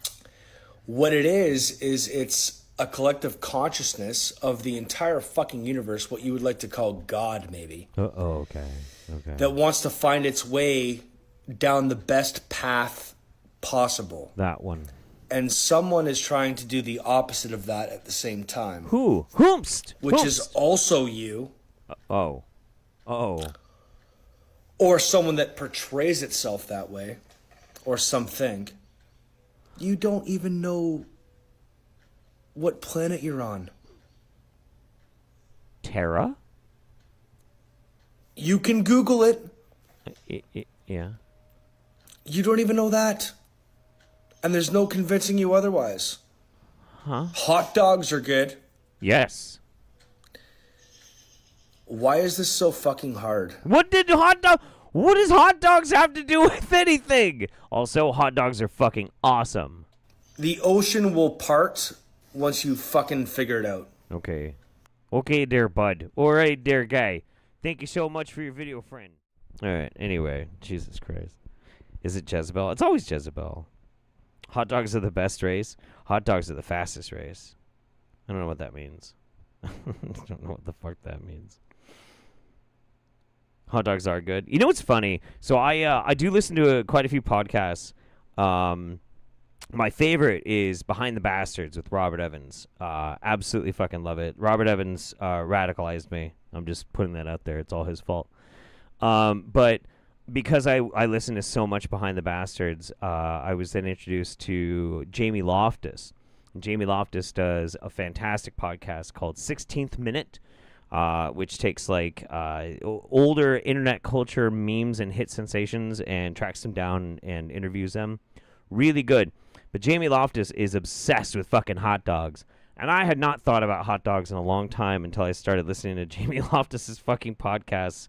And now every time I get a chance, I'm just eating a fucking hot dog. Like all the time. Like I gotta go get some gas on the way because I gotta drive up to Portland, Oregon or something. And I'm like, gas station hot dog. I would not have wanted that until recently, but now I am hot dog pilled, and it's all fucking Jamie Loftus's fucking fault, man. I haven't read hers or Robert's books yet, but I do want to. They're both incredible people. Great podcast. Check them out. Anyway. Thank you again, Super Animaniac. Dragon of the West says, "Oh, what a coincidence. I also recently got a puppy. Her name is Kona, and she's a German Shepherd. Fantastic. I do like German Shepherds." Mickey says, "Jeff might be a smoker, but you're both smoking hot." Ooh. Ew. Ew, ew, ew. Hot dogs are good, and I'm tired of pretending that they're not.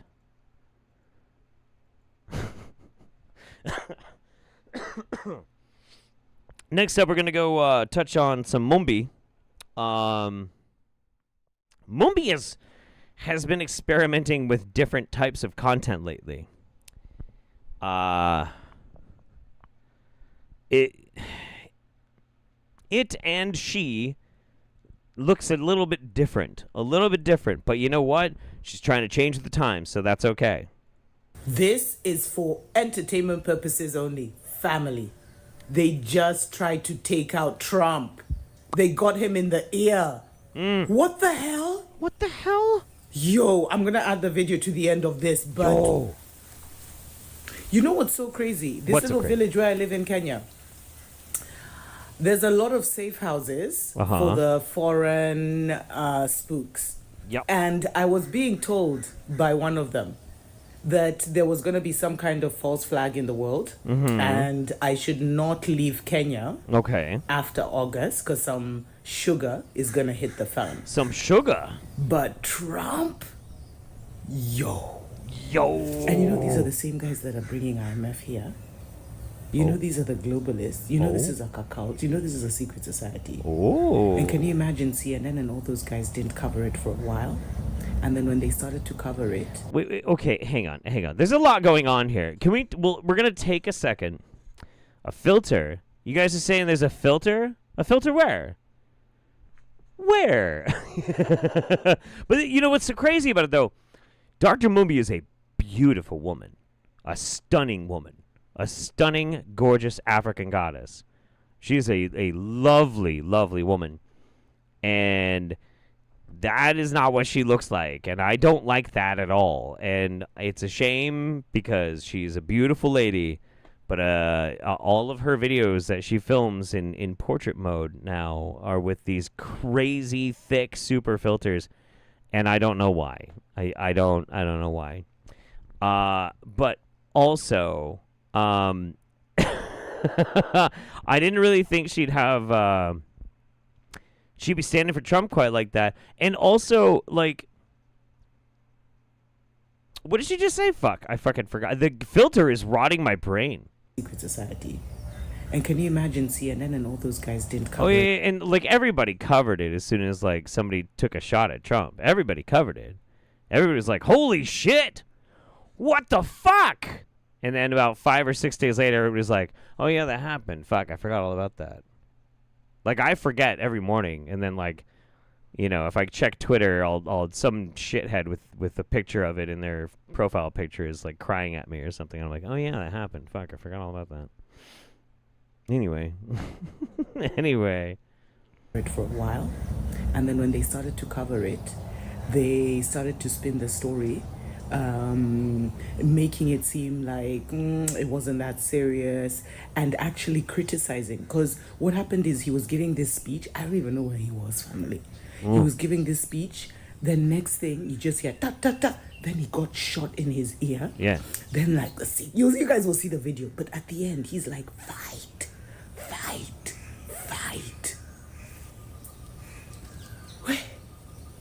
Let me know what you think in the comments below. But family, think your fucking filter is freaking me the fuck out, dude. It's freaking me the fuck out. Totally freaking me out. And of course it's important. And of course it's serious. And utterly forgettable in every fucking way. I'm sorry. That's all there is to it. I'm not trying to be a shithead about it, but like, you know. It's there, you know what it would be? If not for some very key factors with the whole situation, because of those key factors, the one side you would be expecting to like absolutely be going bananas with it, they can't now. And everybody else is like, oh yeah, that was bad. Anyway, we got a lot of shit that's more important we got to talk about right now, you know. But yeah, of course it's important. Of course it's serious. She filming through a fishbowl? Kinda. All right, anyway, so in the same vein, here's the thing. Moonbee is not giving us any informative reporting about the assassination attempt of failed former President Donald Trump. So, we are going to have to rely on a new source of reporting, a new source of information that's going to tell us the truth behind the attempted assassination on Mango Mussolini. And for that, we are going to have to go back to Sam the Illusionist. That's right, baby. Here we go. You want to know the truth? You want to know who? We are the Galactic Federation, and we greet you all in the light and in the love of the one infinite creator.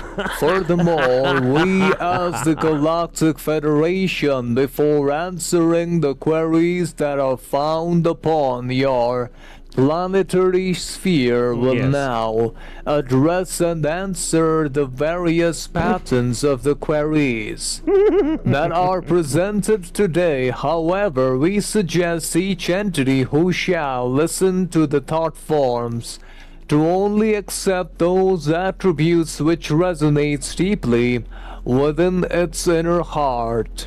By the way, so for those who don't know, what was weird about that whole situation with like Trump getting shot. So this guy in the like black jacket and the hat that's over here, that's the guy that a bunch of QAnon people thought was JFK in hiding, or JFK Jr. in hiding, or some shit like that. Like, it was just super weird that he was right behind Trump when the whole fucking thing happened. Absolutely fucking bananas. Anyway, let's go. We must state that the first query relates with the truth about the assassination attempt upon an entity named upon your planetary sphere as Donald Trump. Furthermore, we must state that upon scanning the Akashic records of the events of your planet, we find that the entity named as Donald Trump primarily in the timeline was attacked by an entity who primarily was a reptilian entity. Primary, like on the work week, he was a reptilian. On the weekends, he was something else, right? Something else. Named in the vibratory sound complex as Zorvath. Primarily, the entity's origination from the planet Zeridia. Zorvath from Zeridia. Zorvath from Zeridia is the one who took a shot at Donald Trump. That motherfucker. Zorvath from Zeridia. Zorvath from Zeridia. All right. In the Orion constellation, was a member of the Orion negatively oriented social memory complex. Primarily, it is known for its cunning and ruthless tactics in the pursuit of control, but not known for their accuracy and power. Furthermore, as the entity known as Donald Trump was trying to address an audience during the said events, the entity Zorvath entered the Earth planets, disguising itself as a humanoid entity. Yeah. This happens all the time, guys. All the fucking time. Furthermore, the entity primarily also had a plan to assassinate the entity known as Trump during this event, creating a power vacuum that would allow the Orion social memory complex to subtly manipulate the subsequent chain of events ultimately leading to a more favorable global alignments for their own interests. Okay. Gotcha. So let me break this down. And also, we're done. We're done. We're done. I listen. You're a fucking real one for sticking it out long enough to watch that with me. I get it. I totally get it. The entity known as Trump on the Earth social complex. Zorvath from Zeridia, right? Reptilian, alien, traveler through space and time, decided that he had to take a over at Trump in order to more favorably lead to them securing control because of the power vacuum, because he'd be dead and we would be without a... Well, wait, no, he's not. He's not president. I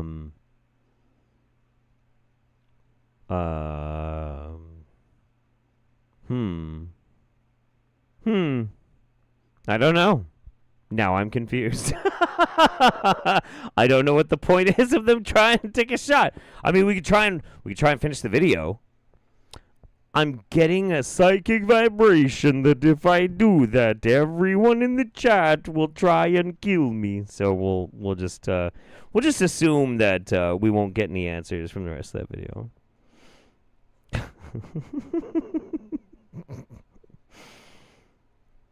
He doesn't speak English. He's listening to translators opposite ear. No. Look, okay. You have to. Okay, here. I wasn't gonna do this, but like, this is the intro to this guy's videos, and they're like 2.5 to 3.5 minutes long. To ask about very important topics, which primarily was a bit surprising for me as well, because when I woke up in the morning, and then everyone was sending me emails that there was an assassination attempt upon. Right. So he talks totally normal. Great English, no big deal. And then all of a sudden you're like, planetary sphere. This event, perceived by many entities as a grand celestial occurrence, is more than a mere alignment of stars or planets. All right. Anyway, so you see what I'm saying, right? You see what I'm saying? Oh, greetings from Singapore. Well, thank you very much, Tails Orange. I actually almost moved to Singapore many years ago. Actually, 2006. I almost moved to Singapore. I had a hookup to go work in a bar in Singapore, but ultimately I chose to go to New Orleans instead. But I've always wanted to go and see your beautiful city. Yeah. All right, Jay donated $10 and said, I can't think of anything clever, so here's $10 to help buy something silly. Love y'all. Well, I love you. Thank you so much. Appreciate you. All right. We'll be done with that silly shit. He sounds like OK Computer. He kind of does, doesn't he? Yeah, kind of does, for sure. Absolutely. You've always wanted to go to New Orleans? You should. You totally should. Absolutely. New Orleans is amazing. Hong Kong. Somebody's from Hong Kong. Hey, I've always wanted to go to Hong Kong. A buddy of mine knows a suit shop in Hong Kong where you can apparently go, and if you can get cheap enough flights from like the west coast of America, fly to Hong Kong, stay for 3 nights. You can go your first day when you first get into Hong Kong, get fitted for a custom suit, and this guy apparently makes some of the most amazing business suits, and you can buy like 2 or 3 suits from this guy, fly home, and if you get your tickets cheap enough, it will still be cheaper than buying like a fancy suit in the United States. And I always wanted to do that because I thought that'd be a great excuse to go to Hong Kong. Sounds incredible. I used to live in New Orleans. I lived in New Orleans twice. And I do go there once a year. Once a year, I go on a motorcycle tour, starting in New Orleans, going up through Mississippi, and bounce around Kentucky, Alabama, and North Carolina, and that whole area. I do that every year, usually in April to May, something like that, on a motorcycle. Yeah. Coming over and we'll get suits. Fuck yeah, dude. That sounds amazing. Fuck yeah, fuck yeah. All right, anyway, we got a little bit more politics we got to get to. And look, listen. The Wingnut Roundup is not a place for politics. However, both the Wingnuts and politics have made that impossible, and you'll understand why. Like, it's one thing when there's an assassination attempt, but then when somebody makes a video like this, you can't just ignore it. You know, like you just can't. So we need some certified wingnut here. Here we go.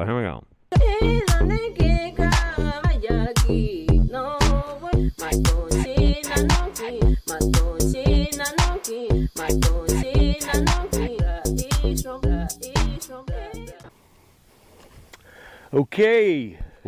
Psycho chickens of cyberspace.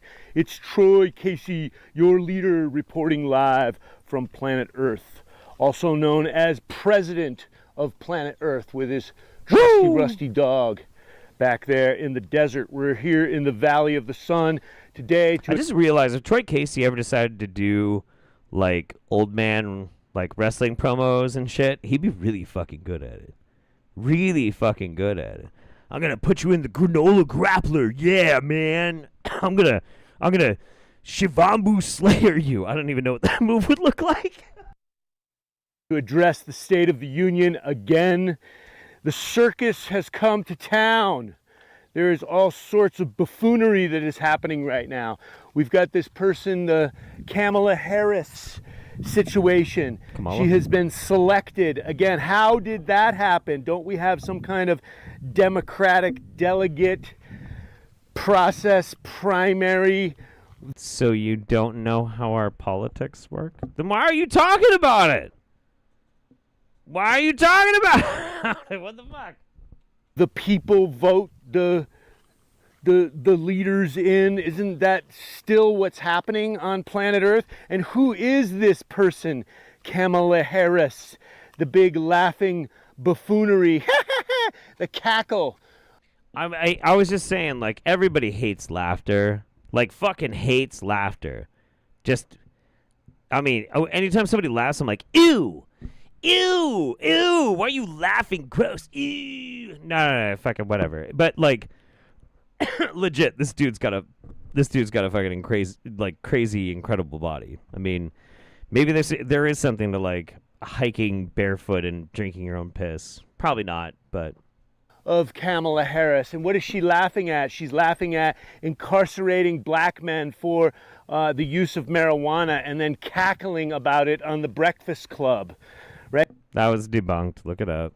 Is this really the person that we want in, writing our laws, vetoing, doing things that are right for the American people, the world, ultimately, because everything's holding on to a thread right now? And we have to ask ourselves, who selected her to come in? Is there any fingerprints of the globalists, the puppet masters that are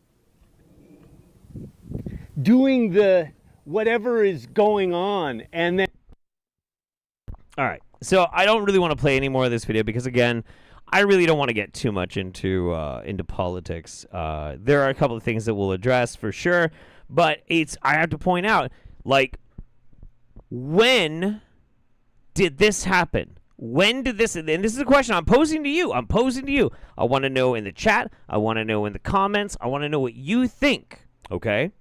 This is a serious question. When exactly did granola munching, piss drinking, fucking weirdo, Sedona living, hippie ass freaks change from being oat snorting fucking Democrats to now Trumpian and like believing in conspiracies and deep state? When did that happen? When in the fuck did that switch? Because it wasn't like this like 8 years ago. It wasn't at all. And like suddenly now, this is the norm. This is the norm. The unholy, like conjoining of conspiracy, QAnon, MAGA, anti-vaxxer, wellness industry, grifter fucks, all together in this unholy fucking hydra of fuckery. When did this happen? When in the fuck did this happen? It's so mind-boggling to me.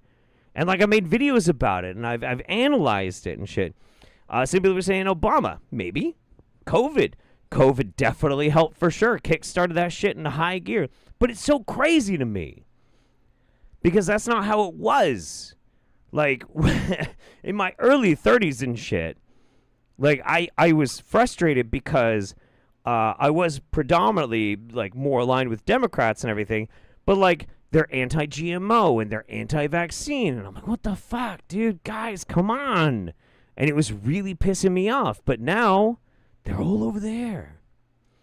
Which made me realize that, you know, it's a mentality that drifts very free form. And I'm not quite sure I've analyzed and targeted exactly why or where. It's crazy. It's really weird. Hippie, homesteader, rhytoid pipeline. Yeah, sure. That could be part of it. Absolutely. You know, it's really strange. Well, yeah, and people are saying, like, some of their family members definitely, like, drifted into this weird direction, and it's so fucking bizarre. That's a good one, Jackie. They saw how much money could be made with Trump, and so they joined it. True. Where the momentum is where the grifters will go, and usually their audiences will follow as well. True. It's really strange. Super, super fucking weird. But to answer his question, if there's anything, who decided Kamala, we call her Mamala, all right, okay? We're pretty coconut pilled here. She was voted in as a VP, and the VP is the natural choice to be endorsed by the president if he was to do this sort of thing, so blah, blah, blah, blah. So there's your democracy. But also, if you're talking about the deep state and moneyed interests getting their fucking weird fucky fingers involved in politics, I would say, not saying anything about Trump, although I could, J.D. Vance, quite literally, only got into politics because Peter fucking Thiel, the super weirdo that makes Elon Musk look fucking sane, paid for him to go there. Same guy who was so pissed off at Gawker writing a scathing, like, article, like 1 or 2 articles, that he paid for Hulk Hogan to sue Gawker into oblivion. The dude is absolutely, like, mad, like, evil piece of shit kind of guy, right? So, like, there you go. Just saying. And it's not even a conspiracy. It's just real. It's so bananas. Anyway. Oh, yeah, shit. Now we gotta watch this one. Fuck.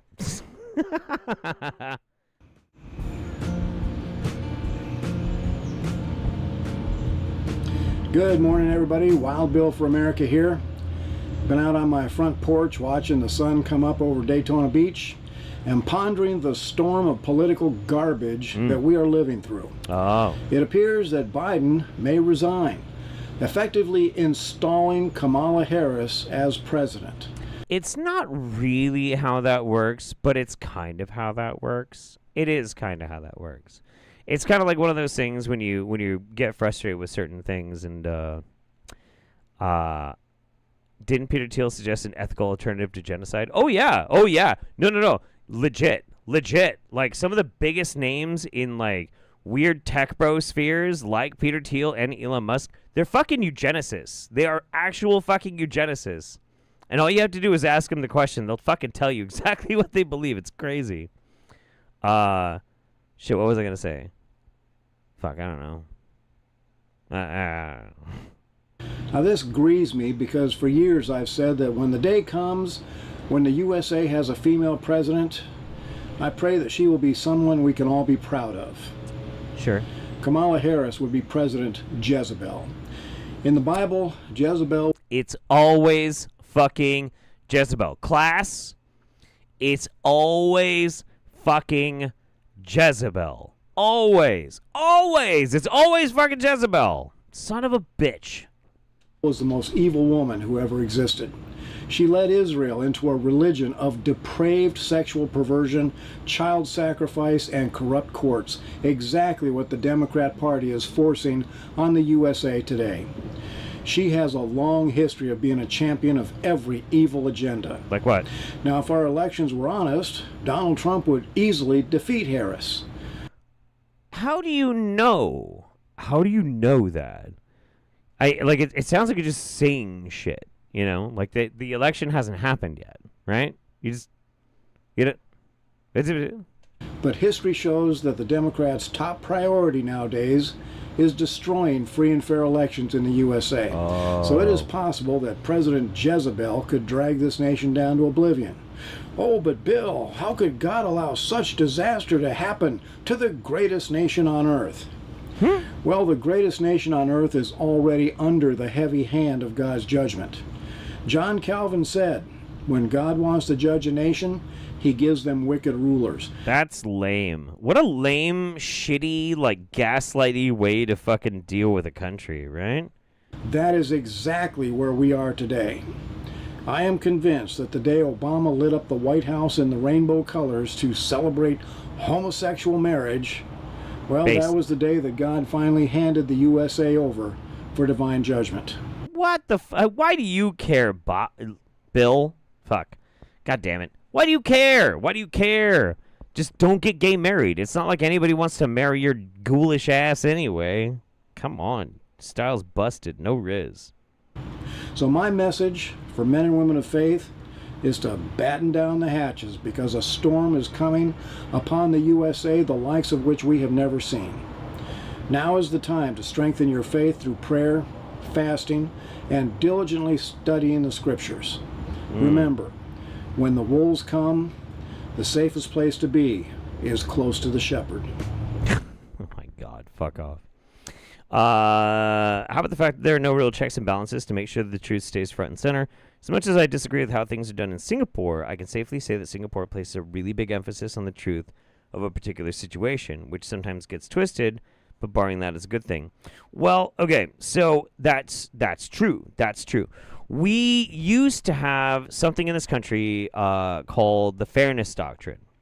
And the Fairness Doctrine was a very, very basic concept which implied at the spirit of it that if you were going to give airtime to a political agenda, there had to be some degree of space being made to give an alternative side. That did not necessarily mean that you had to also give airtime to bullshit. Not necessarily. And in theory, this is a good idea. The problem with the Fairness Doctrine isn't necessarily that it was repealed. It's that by the time it was repealed, it was irrelevant anyway because of the intense amount of influence and money that had been pouring into it. There are a lot of reasons for a lot of this. I made a video on this channel about misinformation, about where a lot of this came from. And the real answer is it's complicated. It's a shit answer, but it happens to be the real one. You know what I mean? It sucks. Sucks, but, it's what it is. I don't know, man. Fucking wacky. Wacky. It's one of those big questions, right? It's like the question I've asked many times before. Free speech is a fucking amazing concept, and it's an important concept to believe in and to strive for. However, if in the exercise of free speech, the overwhelming amount of speech that people are able to consume and believe and begin to base their worldview around and their ethical and financial and their familial decisions on is all a lie, then the question is, at what value is that free speech? That's the question. Not whether or not the concept of free speech is good or bad. Pretty basic concept. It's good. But what's the value of it when it's irrevocably flooded with dog shit? That's the question. That's the question. And that's the question a lot of people will go, la, la, la, la, la, and they don't want to fucking talk about, and they don't want to think about.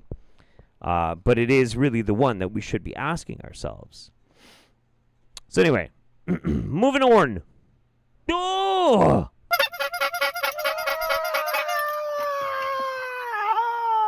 What's up, mother flowers? Happy Monday. Woo, I felt that one. Yo, I want to tell you, mother flowers, we ain't gonna stop. We ain't gonna stop. And Please I'm so do. passionate right now. I'm so passionate because the enemy is a liar.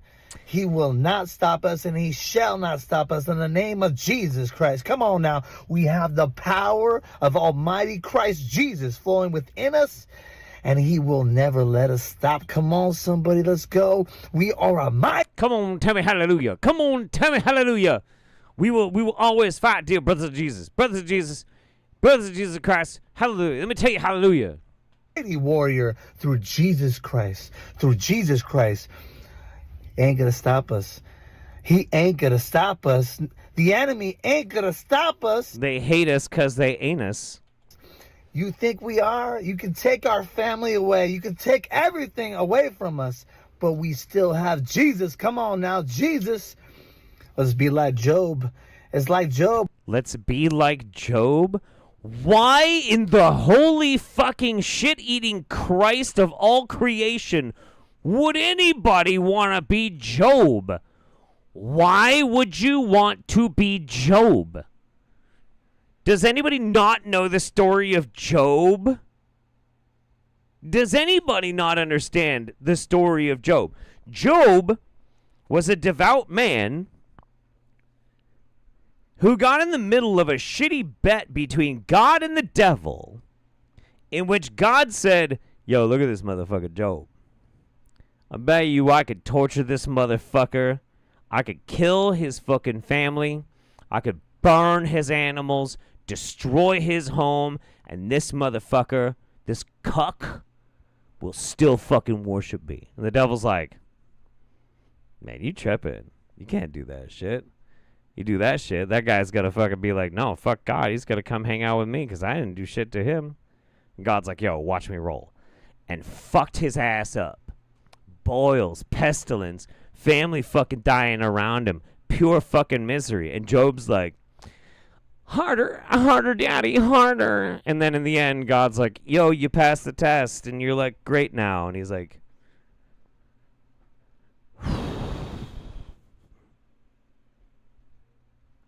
that's the story of Job. We should all, really, Richie the Barber, really, we should just be like Job. We should just be like Job. Just eat shit every fucking day. What a fucking weirdo. What a weirdo. I mean, like, I don't give a shit about the facial piercings and the tattoos. Like, that doesn't faze me at all. I got friends who look like that. Doesn't bother me at all. But what a fucking idiot. What the fuck? Are we strong? Are we kingdom-like strength? Come on, let's go. Are you strengthened with Jesus Christ? Do you believe? Come on, somebody, let's go. Come on. You read this, huh? You read the Holy Bible? Oh, I thought it was your death note. What the fuck? What the fuck? Well, let's go out and live it. I don't just read it. Come on, we live it. We don't just read it. We live it. We don't just read it. We live it. Come on. Come on. Anyway, every now and then I like to remind you guys that Richie the Barber exists. And he has 192,000 fucking subscribers. Yeah. That's what happens. The whitest Smurf. The member of Slipknot that repented. Don't do Slipknot dirty like that. Listen, Slipknot gets a lot of hate. A lot of hate. And they might, I mean,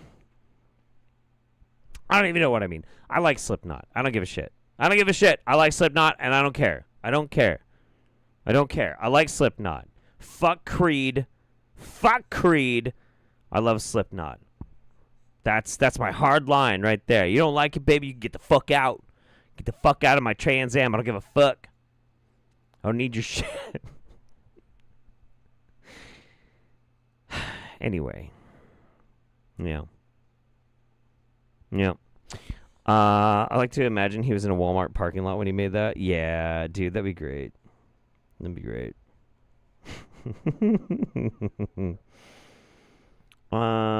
Cool. Appreciate you checking this, checking that. Awesome. Thank you.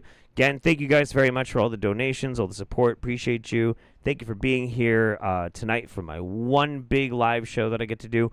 The Wingnut Roundup, we still have plenty of videos to go through, but I did want to say the Wingnut Roundup is really important for me during the summer because during the summer, kiddo doesn't have school.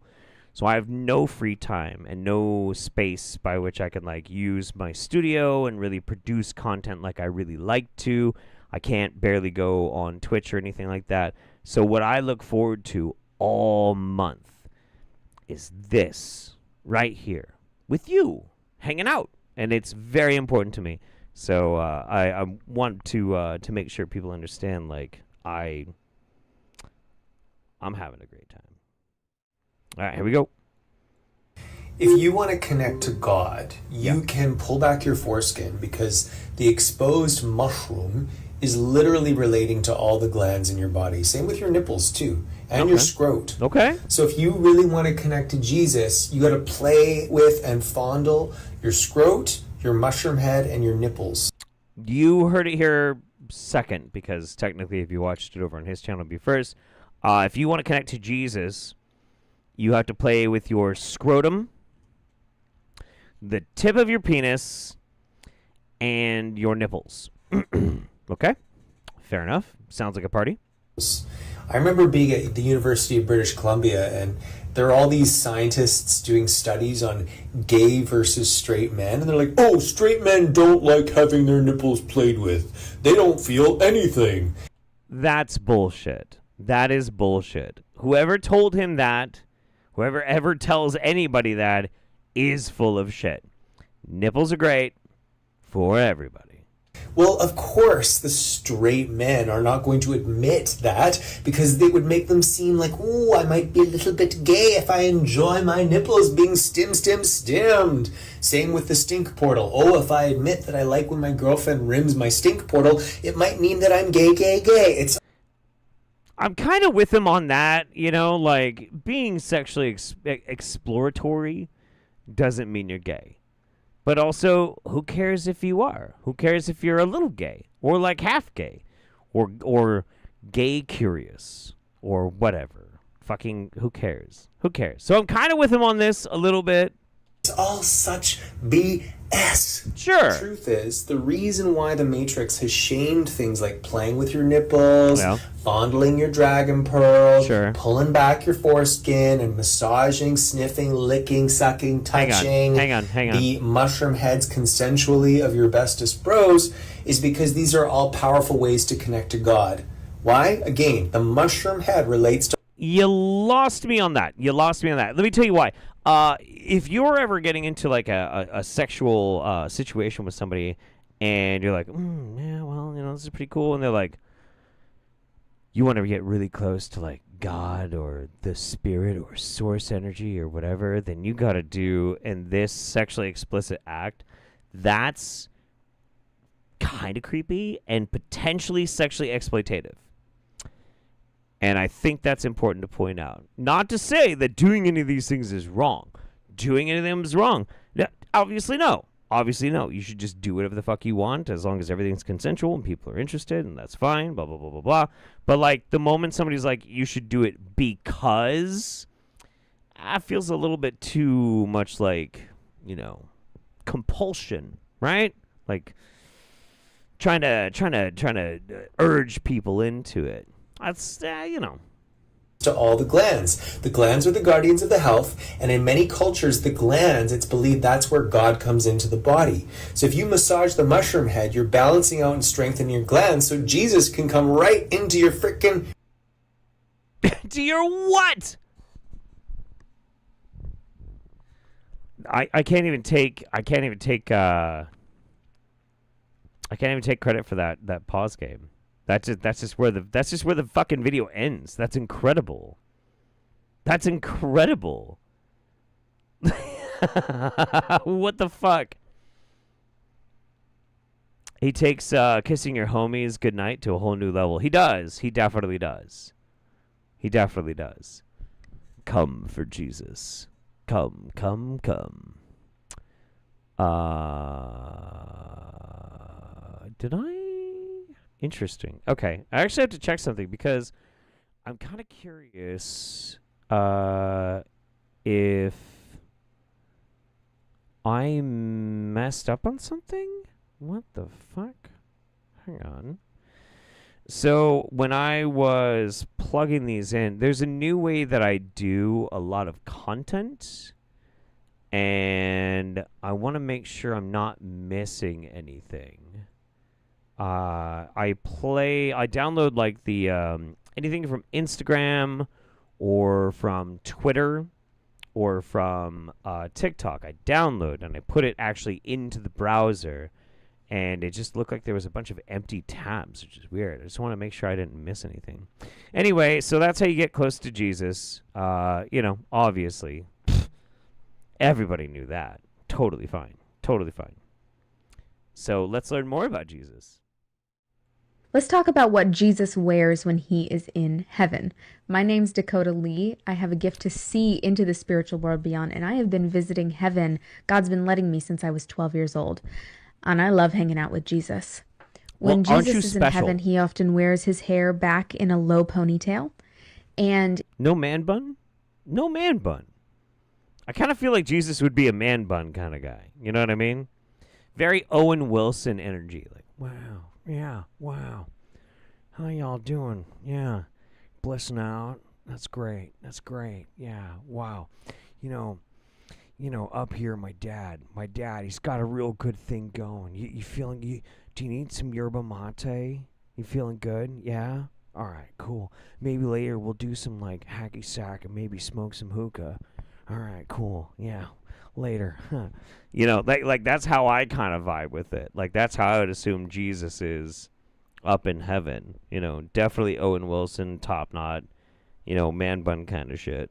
And he'll wear sandals, he'll often be barefoot, and he'll wear very loose-fitting clothing. I've seen him in an actual, like, tunic plenty of times. Oh, tunic. But he will dress sometimes for the occasion.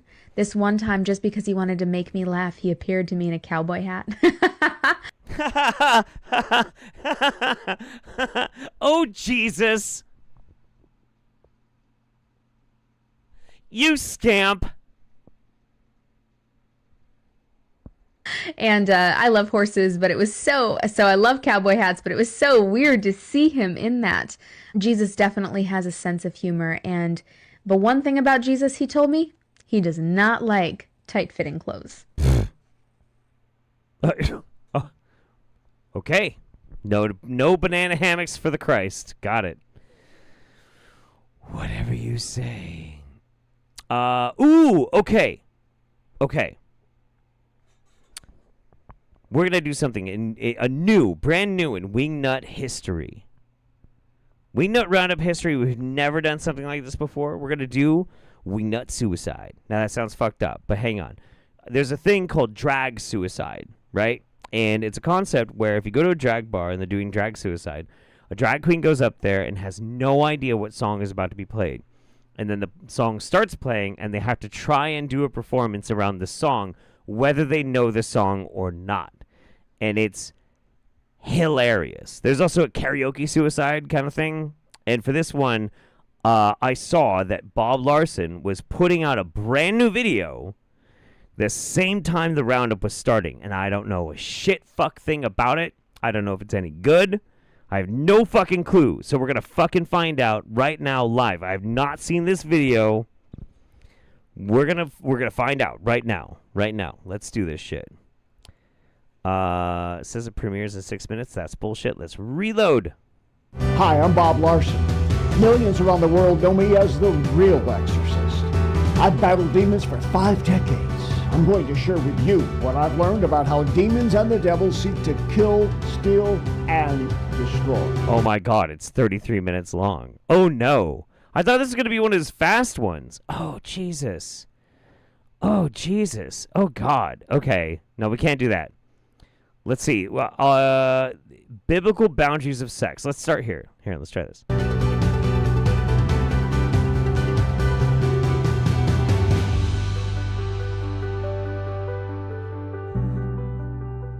Before we get too deep into this, let's talk about the biblical boundaries of sex. Okay. Biblically forbidden sexual sin is a moral transgression. Most of you know that. But it gets more complicated when you add to this subjects such as soul ties, which we're going to talk about, and the deep emotional bonds that are formed through sex. These complications take illicit sex to another level.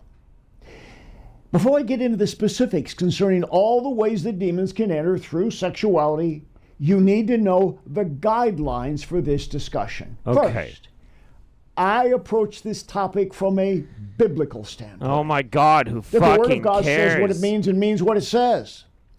The framework of what we're going to discuss is based on a biblical model. Scripturally permitted sexual activity, including coitus, must be between married individuals. Married? Okay, see, I gotta be married if you're gonna fuck. Must be a biological man and a biological woman as stated in Scripture. Boring. Biological man, biological woman. Boring, boring, boring. It sounds like there's only two allowed at once. Boring. Sure. Genesis 1:27. So God created man in his own image. In the image of God he created him. Male and female he created them. Now, I'm not going to directly deal with other ideas about sexual connection. That's a discussion for another time. I'm just simply stating what has been the Maybe just don't have that discussion at all and mind your fucking business, right? Right? historic position of the church for 2,000 years, and for the Jewish community since the law of Moses. But here's what I do want to do. I want to explain to you what happens when the proper structure for sexual expression is violated, and the doors of demons are open. I suppose it's obvious that sins of adultery and fornication could invite demonic activity. I want to know what positions are biblical. What positions are not going to get me demons, right? And what positions will allow demons to enter me while I'm inside somebody? That's what I'm curious about. That's what I'm into. You know what I mean? But many people don't even know how to define these terms. So let's do it. Adultery, a sexual relationship outside the marriage covenant. Fornication is any kind of sexual activity that's biblically forbidden. Prostitution, sleeping around, and various perverted paraphilia. All adultery is fornication, but not all fornication is adultery. More specifically, adultery involves voluntary sexual intercourse between a married person and someone who is not their spouse, married or unmarried.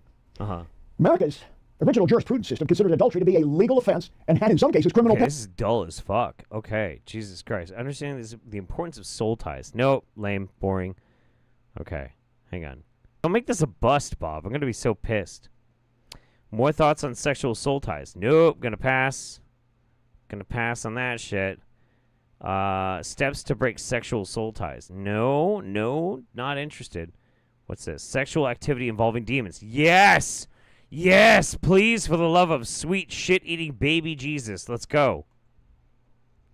So what do you do about sexual activity involving demons that's affected your life? Yeah. I want to arrange for you in descending order of relative seriousness the potential evil consequences of sexual behavior. Okay. Marriage, legally and spiritually recognized, is God's only provision for full sexual expression. Full contact fucky. Just slapping fucking uglies. Gotta be married. Okay.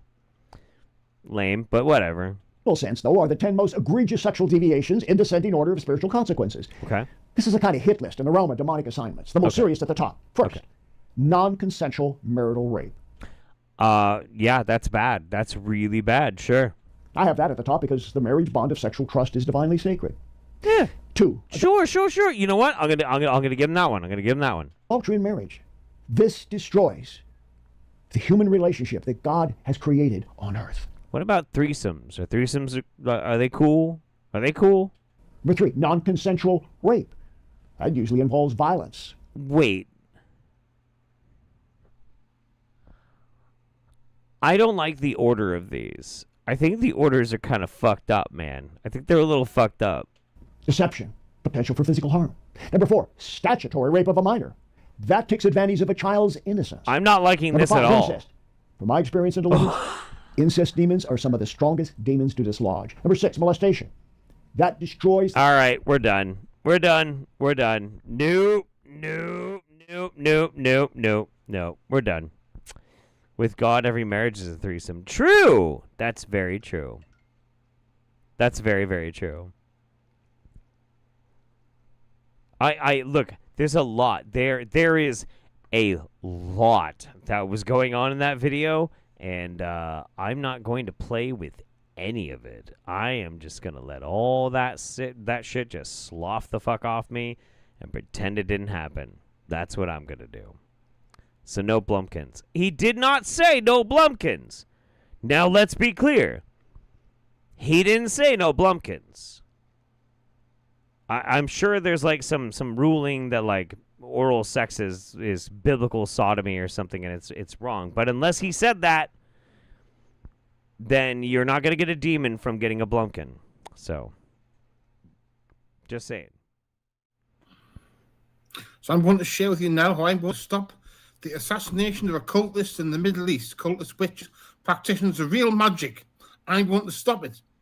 It does not matter at which point you start to draw a circle. It's the same all the way around. It is all connected together. And so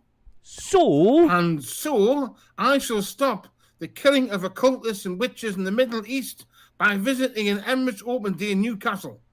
Now, I don't know what he said, but I'm pretty sure it's like a business that's owned by some UAE people, I think.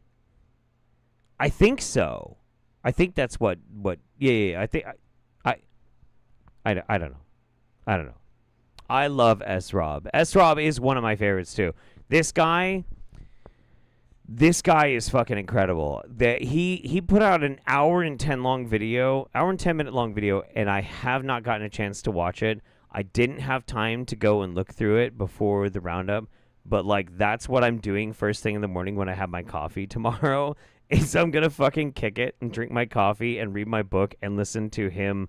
What is even that? Hang on. Like here, like if you wanna check it out, you should. Where is it? It's under his lives because he does everything live now. Hour and 15 minute. Financial Conspiracy and Me, S-Rob. Also, Aliens, UFOs, and Magic. That's my morning tomorrow. That's my fucking morning. I am absolutely going to fucking do that. You seen his video apologizing for the alien spacecraft summoned by him writing his 666th book? I did. I absolutely did. It was incredible. I shall do this. I shall expose them to what a real magician, a real occultist is like. While doing this, I shall do this, not get the job, which, let's be honest, is not going to be difficult. Not getting the job as a trolley dolly is not going to be hard for me. And in the doing, change the world. What will happen then is they will then, with this new image of what an occultist is, they will travel the world, travel back to the Middle East, tell other people, these people are okay, we like them. Right. Or they're all a bit weird, but they didn't kill anybody. True. I say this about so many people. You know, I'm like, hey, I think we should invite this person camping. And they're like, I don't know. And I'm like, they haven't killed anyone. They're like, all right, cool. Yep.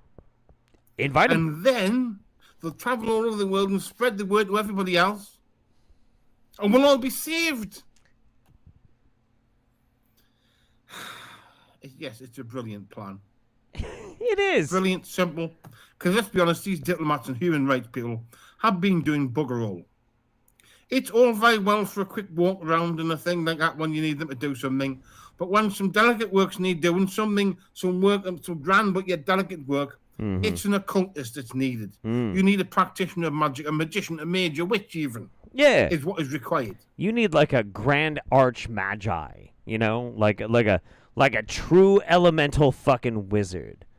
You need some fucking plane walker kind of shit going on. And by God, that is what we shall have. By God. And that is my plan. It's on the 20th of August. Hope I don't forget. I've got a nasty habit of forgetting dates. 9 a.m. Oh, God, that's early. It's not early. We're going to be there by 9 a.m. We'll see that, you know. And that's what I intend to do. This is the most British video I've ever seen in my fucking life. It's so good. Wee-hee! Yes, that is what I shall do. I shall change the world. Change the world. Get rid of the assassination and executing of occultists and witches and practitioners of real magic. All magicians are all real magicians. And do it by visiting an Emirates Open Day. Because Emirates is a Middle Eastern airline. It's a Middle Eastern company. And if you get the job, you have to live in the Middle East. You got to live in Saudi Arabia somewhere. Right. Dubai, I think it is. Now I'm not going to get the job, but I have to apply in order to get into the meeting.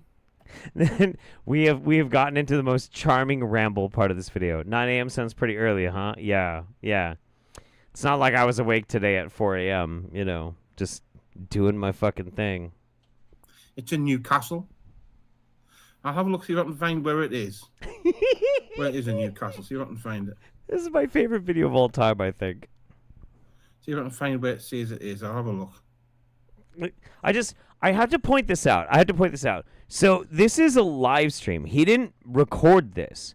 He went live to be like, I have the greatest. I can't even do his accent, so I'm not even going to try. I have the greatest idea. I'm going to stop the assassination and killing of witches by going to a United Arab Emirates airline open day, posing as wanting to get a job. But I'm going to tell them I'm super cool and I'm a grand wizard witch. And they'll go back to the Middle East and be like, we met a witch. Let's stop killing witches and wizards. And it's a masterful plan. Oh, but I don't know where they are. And so now he's going to look it up while live. This is so great. Take your time, Bubba. Where is it now? See if it mentions it. I'll see if I can find it. I'm having a look to see if I can find where it's at. Yeah, where is it? And it is...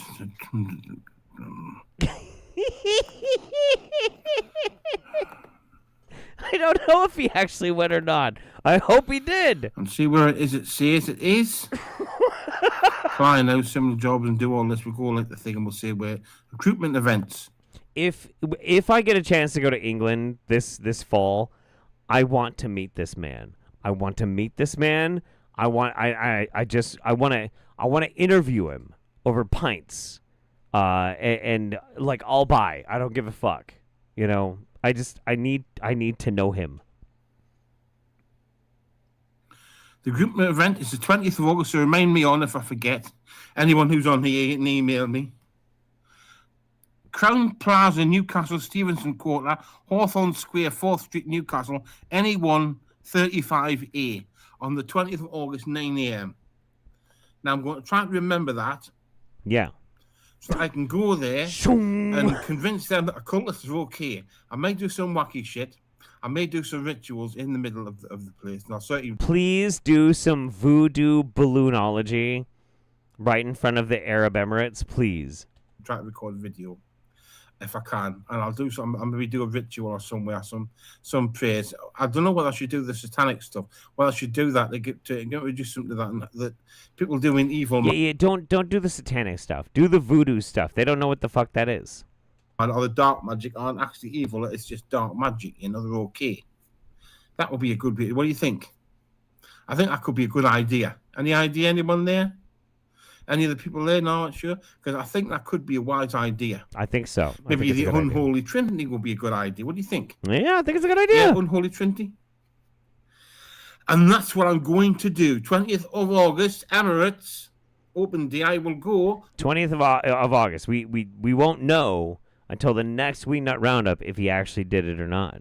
Not get the job, naturally. I'm not going to get the job. I don't want the job. And I'm going to not get the job. And I'm going to convince them that occultists are wonderful. Yes. And in the doing, save the world, save all the occultists from being killed. Hooray! Throw the fucking horns up for Asrob. Saving all the occultists, saving all the witches, saving all the fucking wizards out there. Throw your fucking horns up for this motherfucker, this warrior in the dark arts. Save all the occultists from being killed.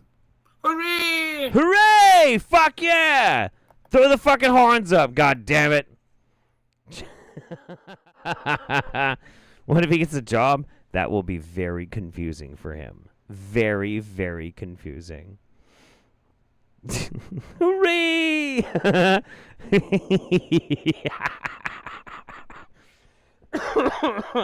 I saw some horns. There we go. All right. Like 3 horns. So, we have...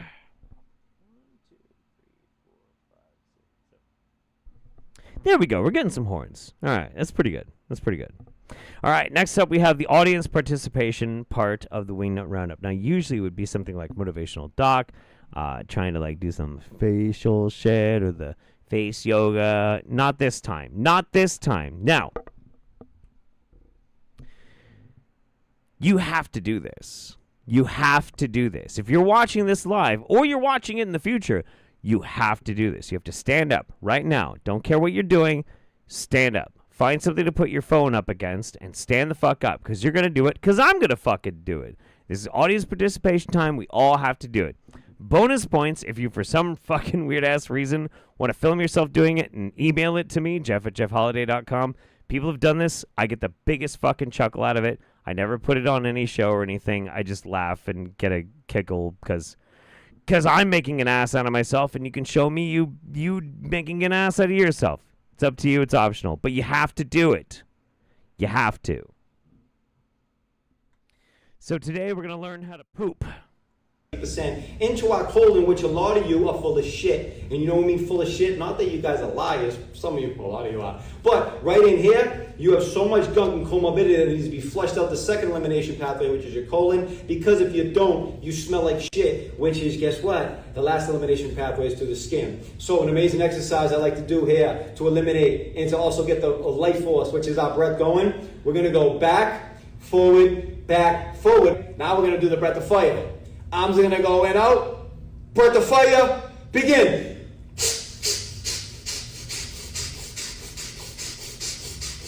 Do you feel like you need to poop yet or not?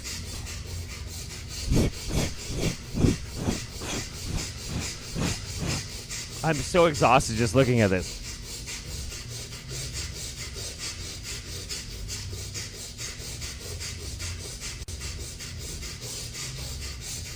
See, look, here's the thing, though. Do you know why I'm such a consummate performer? Why I'm so dedicated to my craft, to my art, to the way in which I express myself, how much I'm dedicated to you? I'm sitting here doing a ridiculous fucking exercise designed to make me poop wearing a kilt. So not only do I have to do it, I've got to hold it in. Otherwise, it's going to turn into a whole different type of show.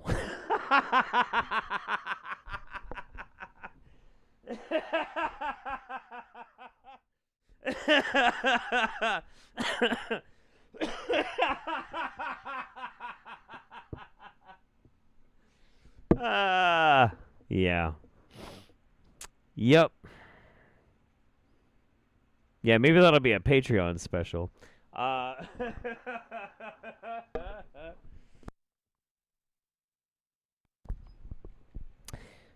right. Caca Roundup. Ew. God, guys, come on. Oh, yeah.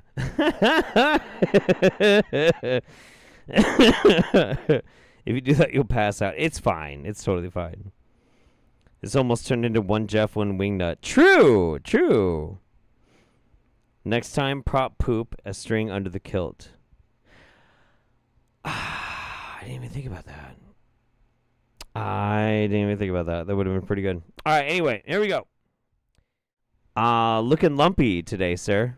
So there's all this talk about decolonization, yet the people talking about it are still wearing polyester shorts. All these dudes being all cool with their backwards hats and little shorts on from Lululemon made by slaves in third world countries, leaching feminizing chemicals right into their scrotal sacs. Okay, I mean, look, you can make this argument, but like I think it's a hollow argument.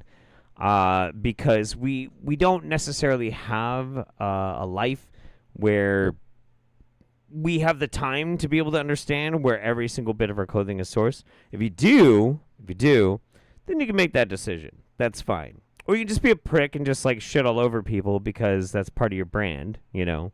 But feminizing chemicals in your scrotal sex. Of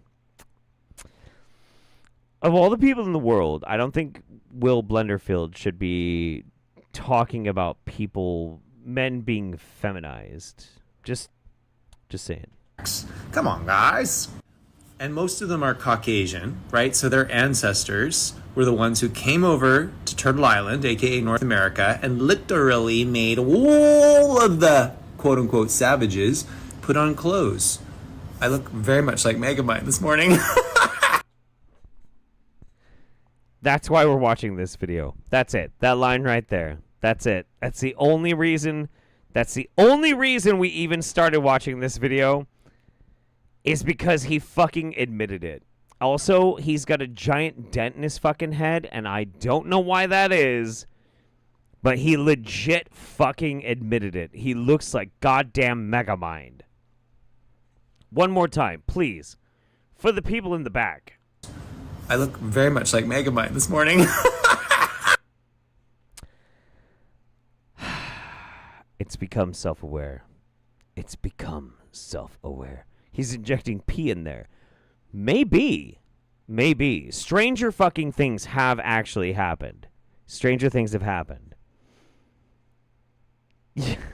I don't know, dude. I don't know. Anyway. Oh, God. Okay, so we're not going to spend a lot of time on this video. Mostly this is so we can refresh some people into who the fuck this person is.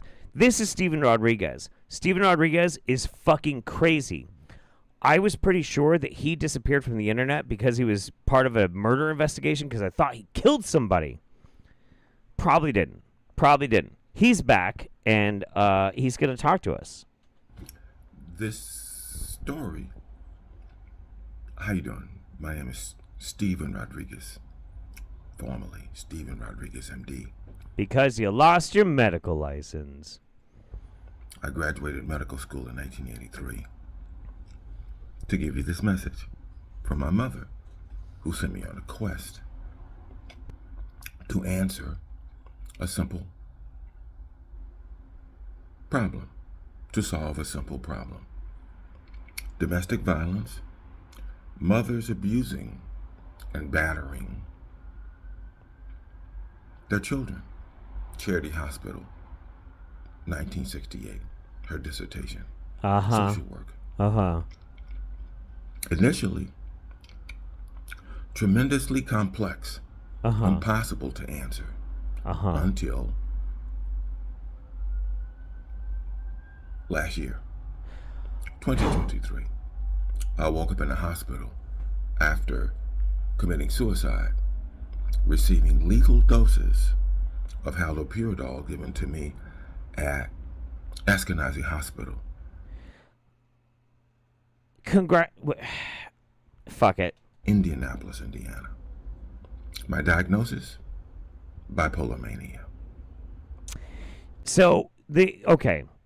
We have to understand a couple of things that are important about this.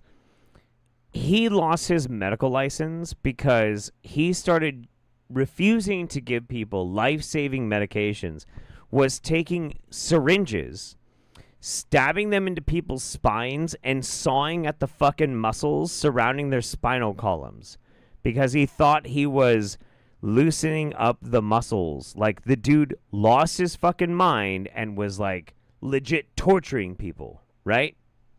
So since losing his mind, and this is just to, like, get everybody back on board with who the fuck this guy is, because apparently he's making his presence on the internet again. This was him going to a Baptist church in Indianapolis. Can I talk to any one of you? What church is this?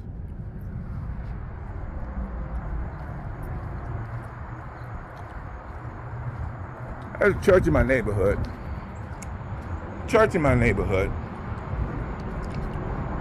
Me, a messenger. A messenger. A future mass murderer. That's my guess. Missionary Baptist Church.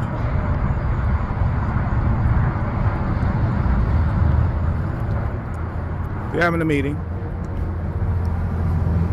What are they discussing? I don't know. You don't know. Then why are you there? Why are you there? But I just wanted to give them another disease that we have called human. Another disease we have called human. Definitely don't sound like a mass murderer right now. 1 minute. Just 1 minute. Just 1 minute. Just 1 minute. 1 minute. It won't take a minute.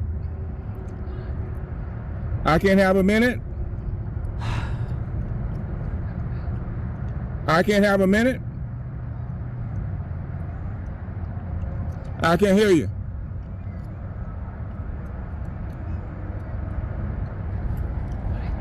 Just wait for it. I can't hear you.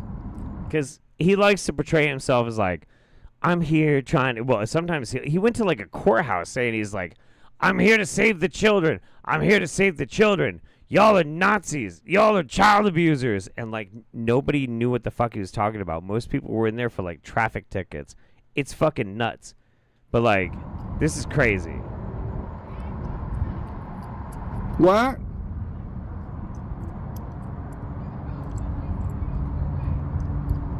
You calling the police? Then I'll leave. Y'all are some savages, okay? Savages. Y'all are savages. Savages. You're dick delusional. You're allowing little girls to be raped. You're savages. You're ugly and nasty. What the fuck, dude? Jesus Christ. And the thing is, that's on his channel. He's like a self-reporting fucking wingnut Karen. It's so weird. It's so weird, dude.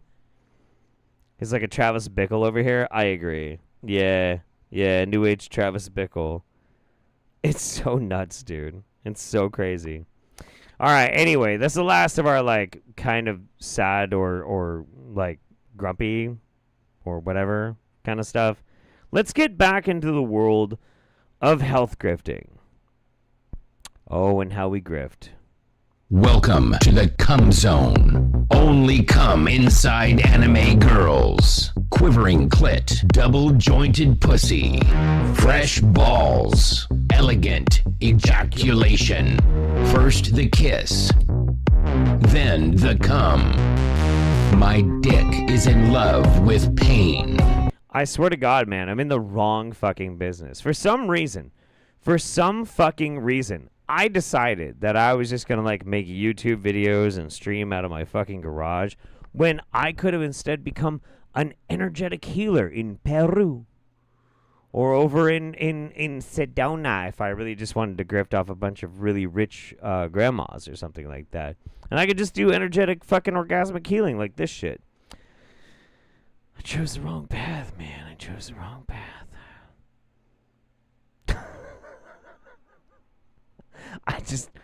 I seriously just cannot. I just cannot. The video goes so good with the song. Yeah. Did it go all crackly again? Yeah, I think there's I think I'm gonna have to like go through and figure out what this this weird noise gate thing is doing right now. It's causing like some weird issues with it. Welcome to the Cum Zone. All right. Anyway, we got 2 more videos before we end the roundup. We're going to go back to some Dougie. We haven't seen Dougie Snakes in a long fucking time. He took a break off of TikTok, but he's back now. And here we go. Anybody ever fuck any of their toys when they were kids? Okay. You know what I mean? I don't think I'm the only one, right? I don't know. Do you guys know what a Stretch Armstrong is? If you don't, this is what a Stretch Armstrong is. Sure. It's this little bad boy here, and you stretch him, you can kind of mold him into anything. You know what I mean? So I molded this thing into a pocket pussy. I didn't know what a pussy was at the time. I didn't even know what a pocket pussy was at the time. Sure. But this is what I did. Sure. You know what I mean? And there used to be Spice Girl stickers in the Hubba Bubba gum. Yep. I used to get this is like probably, 94, 95. And I love Scary Spice. You know what I mean? I like the dark ones and fucking Chat, just to distract you from what we're listening to right now, whomst was your favorite Spice Girl? Whomst? Mine was Ginger Spice when I was a kid. Now that I'm older, I would actually go Scary Spice. I would actually go Scary Spice myself. Yeah. But, That's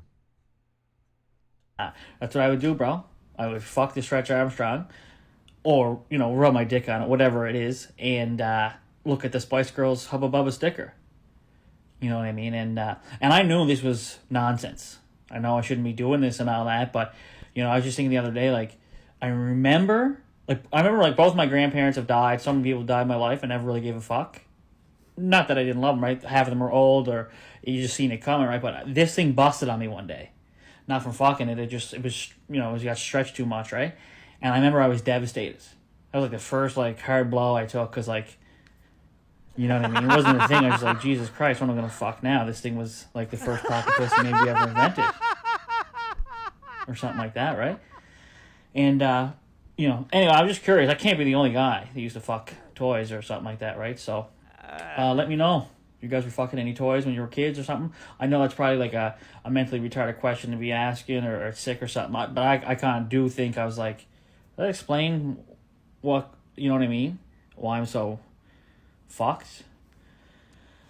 So anyway, shout out to you, Stretch Armstrong. Shout out to Hubba Bubba for making them wicked Spice Girl stickers. They were awesome. You know what I mean? We're talking no internet, no search catalog, none of that stuff, right? But you just had these sexy little pictures of Spice Girls. Yeah. Especially that fucking black one. I loved her. Scary Spice. So shout out to fucking toys, and you know what I mean? It is what it is, I guess.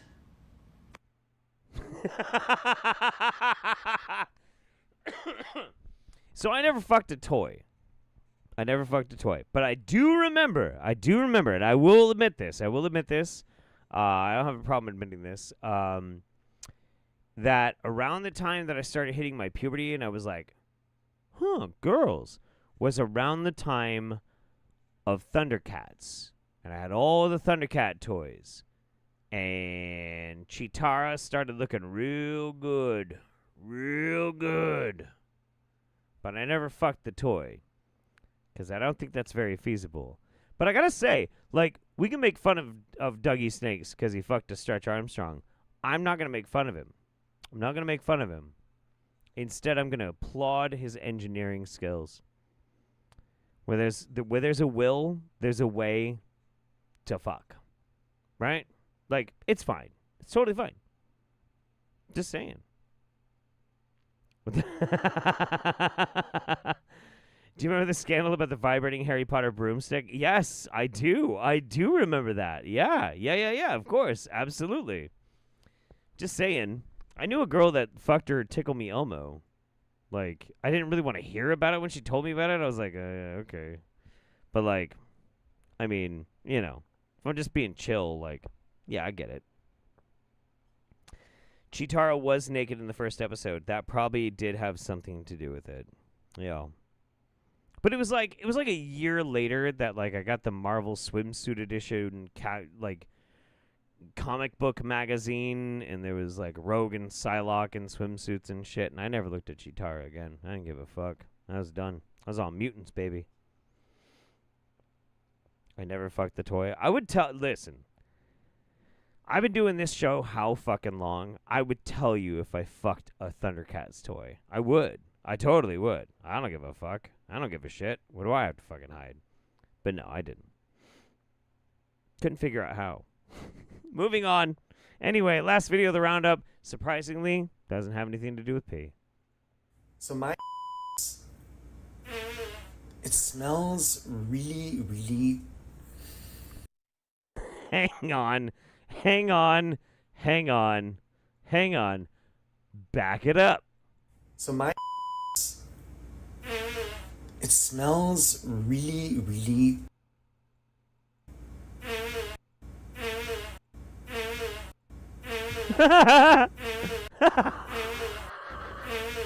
It smells really, really primal. It's so interesting. Like when I smell Does it now? Does was it now? Like I had maybe a little too much nachos today.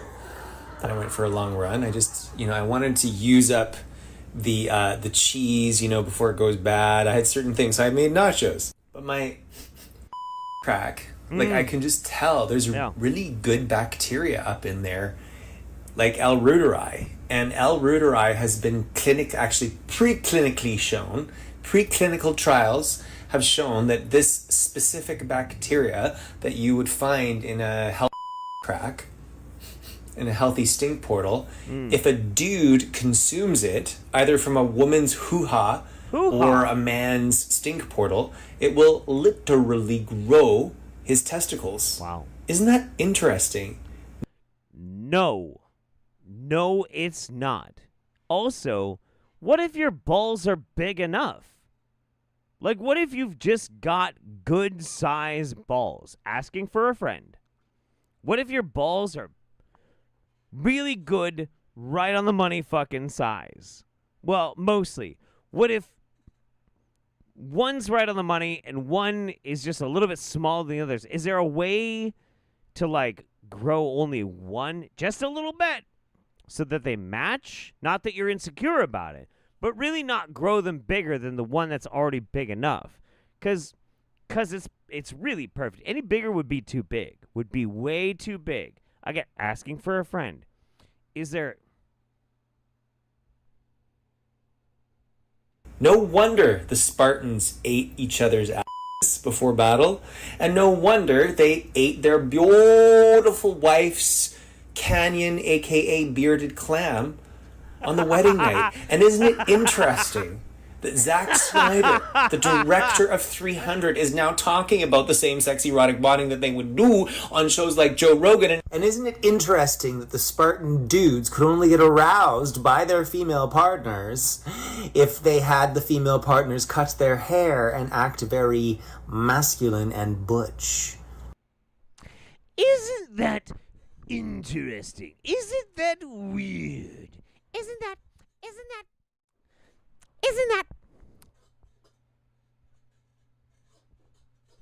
Listen here, Mr. Wild Naked Man, Mr. Will Blunderfield. Sorry, he was Jiminy Glicking out on me, and I had a moment. Yeah. So, look. Shockingly, there's no pee. There's no pee. The first pissless Wingnut Roundup in a long fucking time. In a long time. It's been a long time since we had a Wingnut Roundup without pee. And you know why?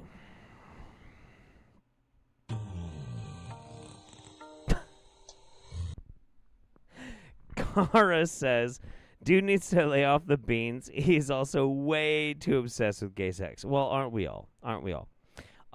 So the reason why is, listen, I've noticed something about our relationship, okay? You've grown complacent. You know what I'm bringing to the table, and you're used to it. There's no surprises anymore. There's no pizzazz. There's no, all of a sudden, surprise bouquet.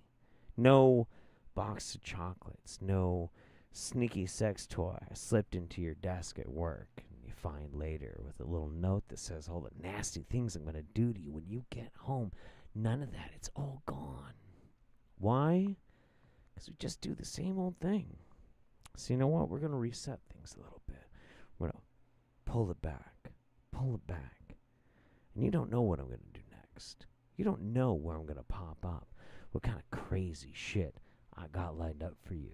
Oh, you have no idea. Also, I couldn't find any good piss videos this month. So, you're just going to have to deal with it. I mean, yeah, it is what it is. He's skipping the piss from us, so we ask for it next time. True. Listen, how do you make an entire group of people ask you for other people's piss? I don't know, but I figured it out somehow. Ah, fuck me. All right, anyway. Right. They're all good though. That's true. But no, look. Like I said before, summertime can be very, very difficult for me. Very difficult. Hard for me to get some time to be able to produce content like I want to. Hard to fulfill obligations. Hard to be able to be online and do streams and all this and all that. But no matter what, the one thing that I can always do, I can always make time for, and I always will, is a Wingnut Roundup. And so I want to thank you for spending a little bit of time with me, so I can spend a little bit of time in your homes with you.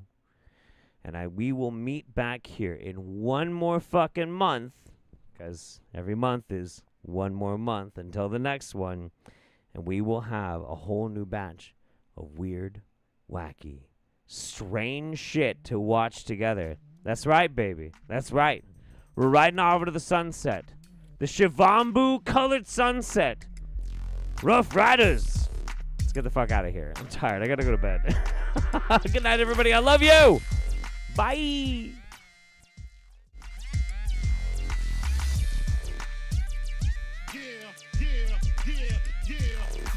And you won't stop, and you don't stop, and you won't. I was a terror since the public school era.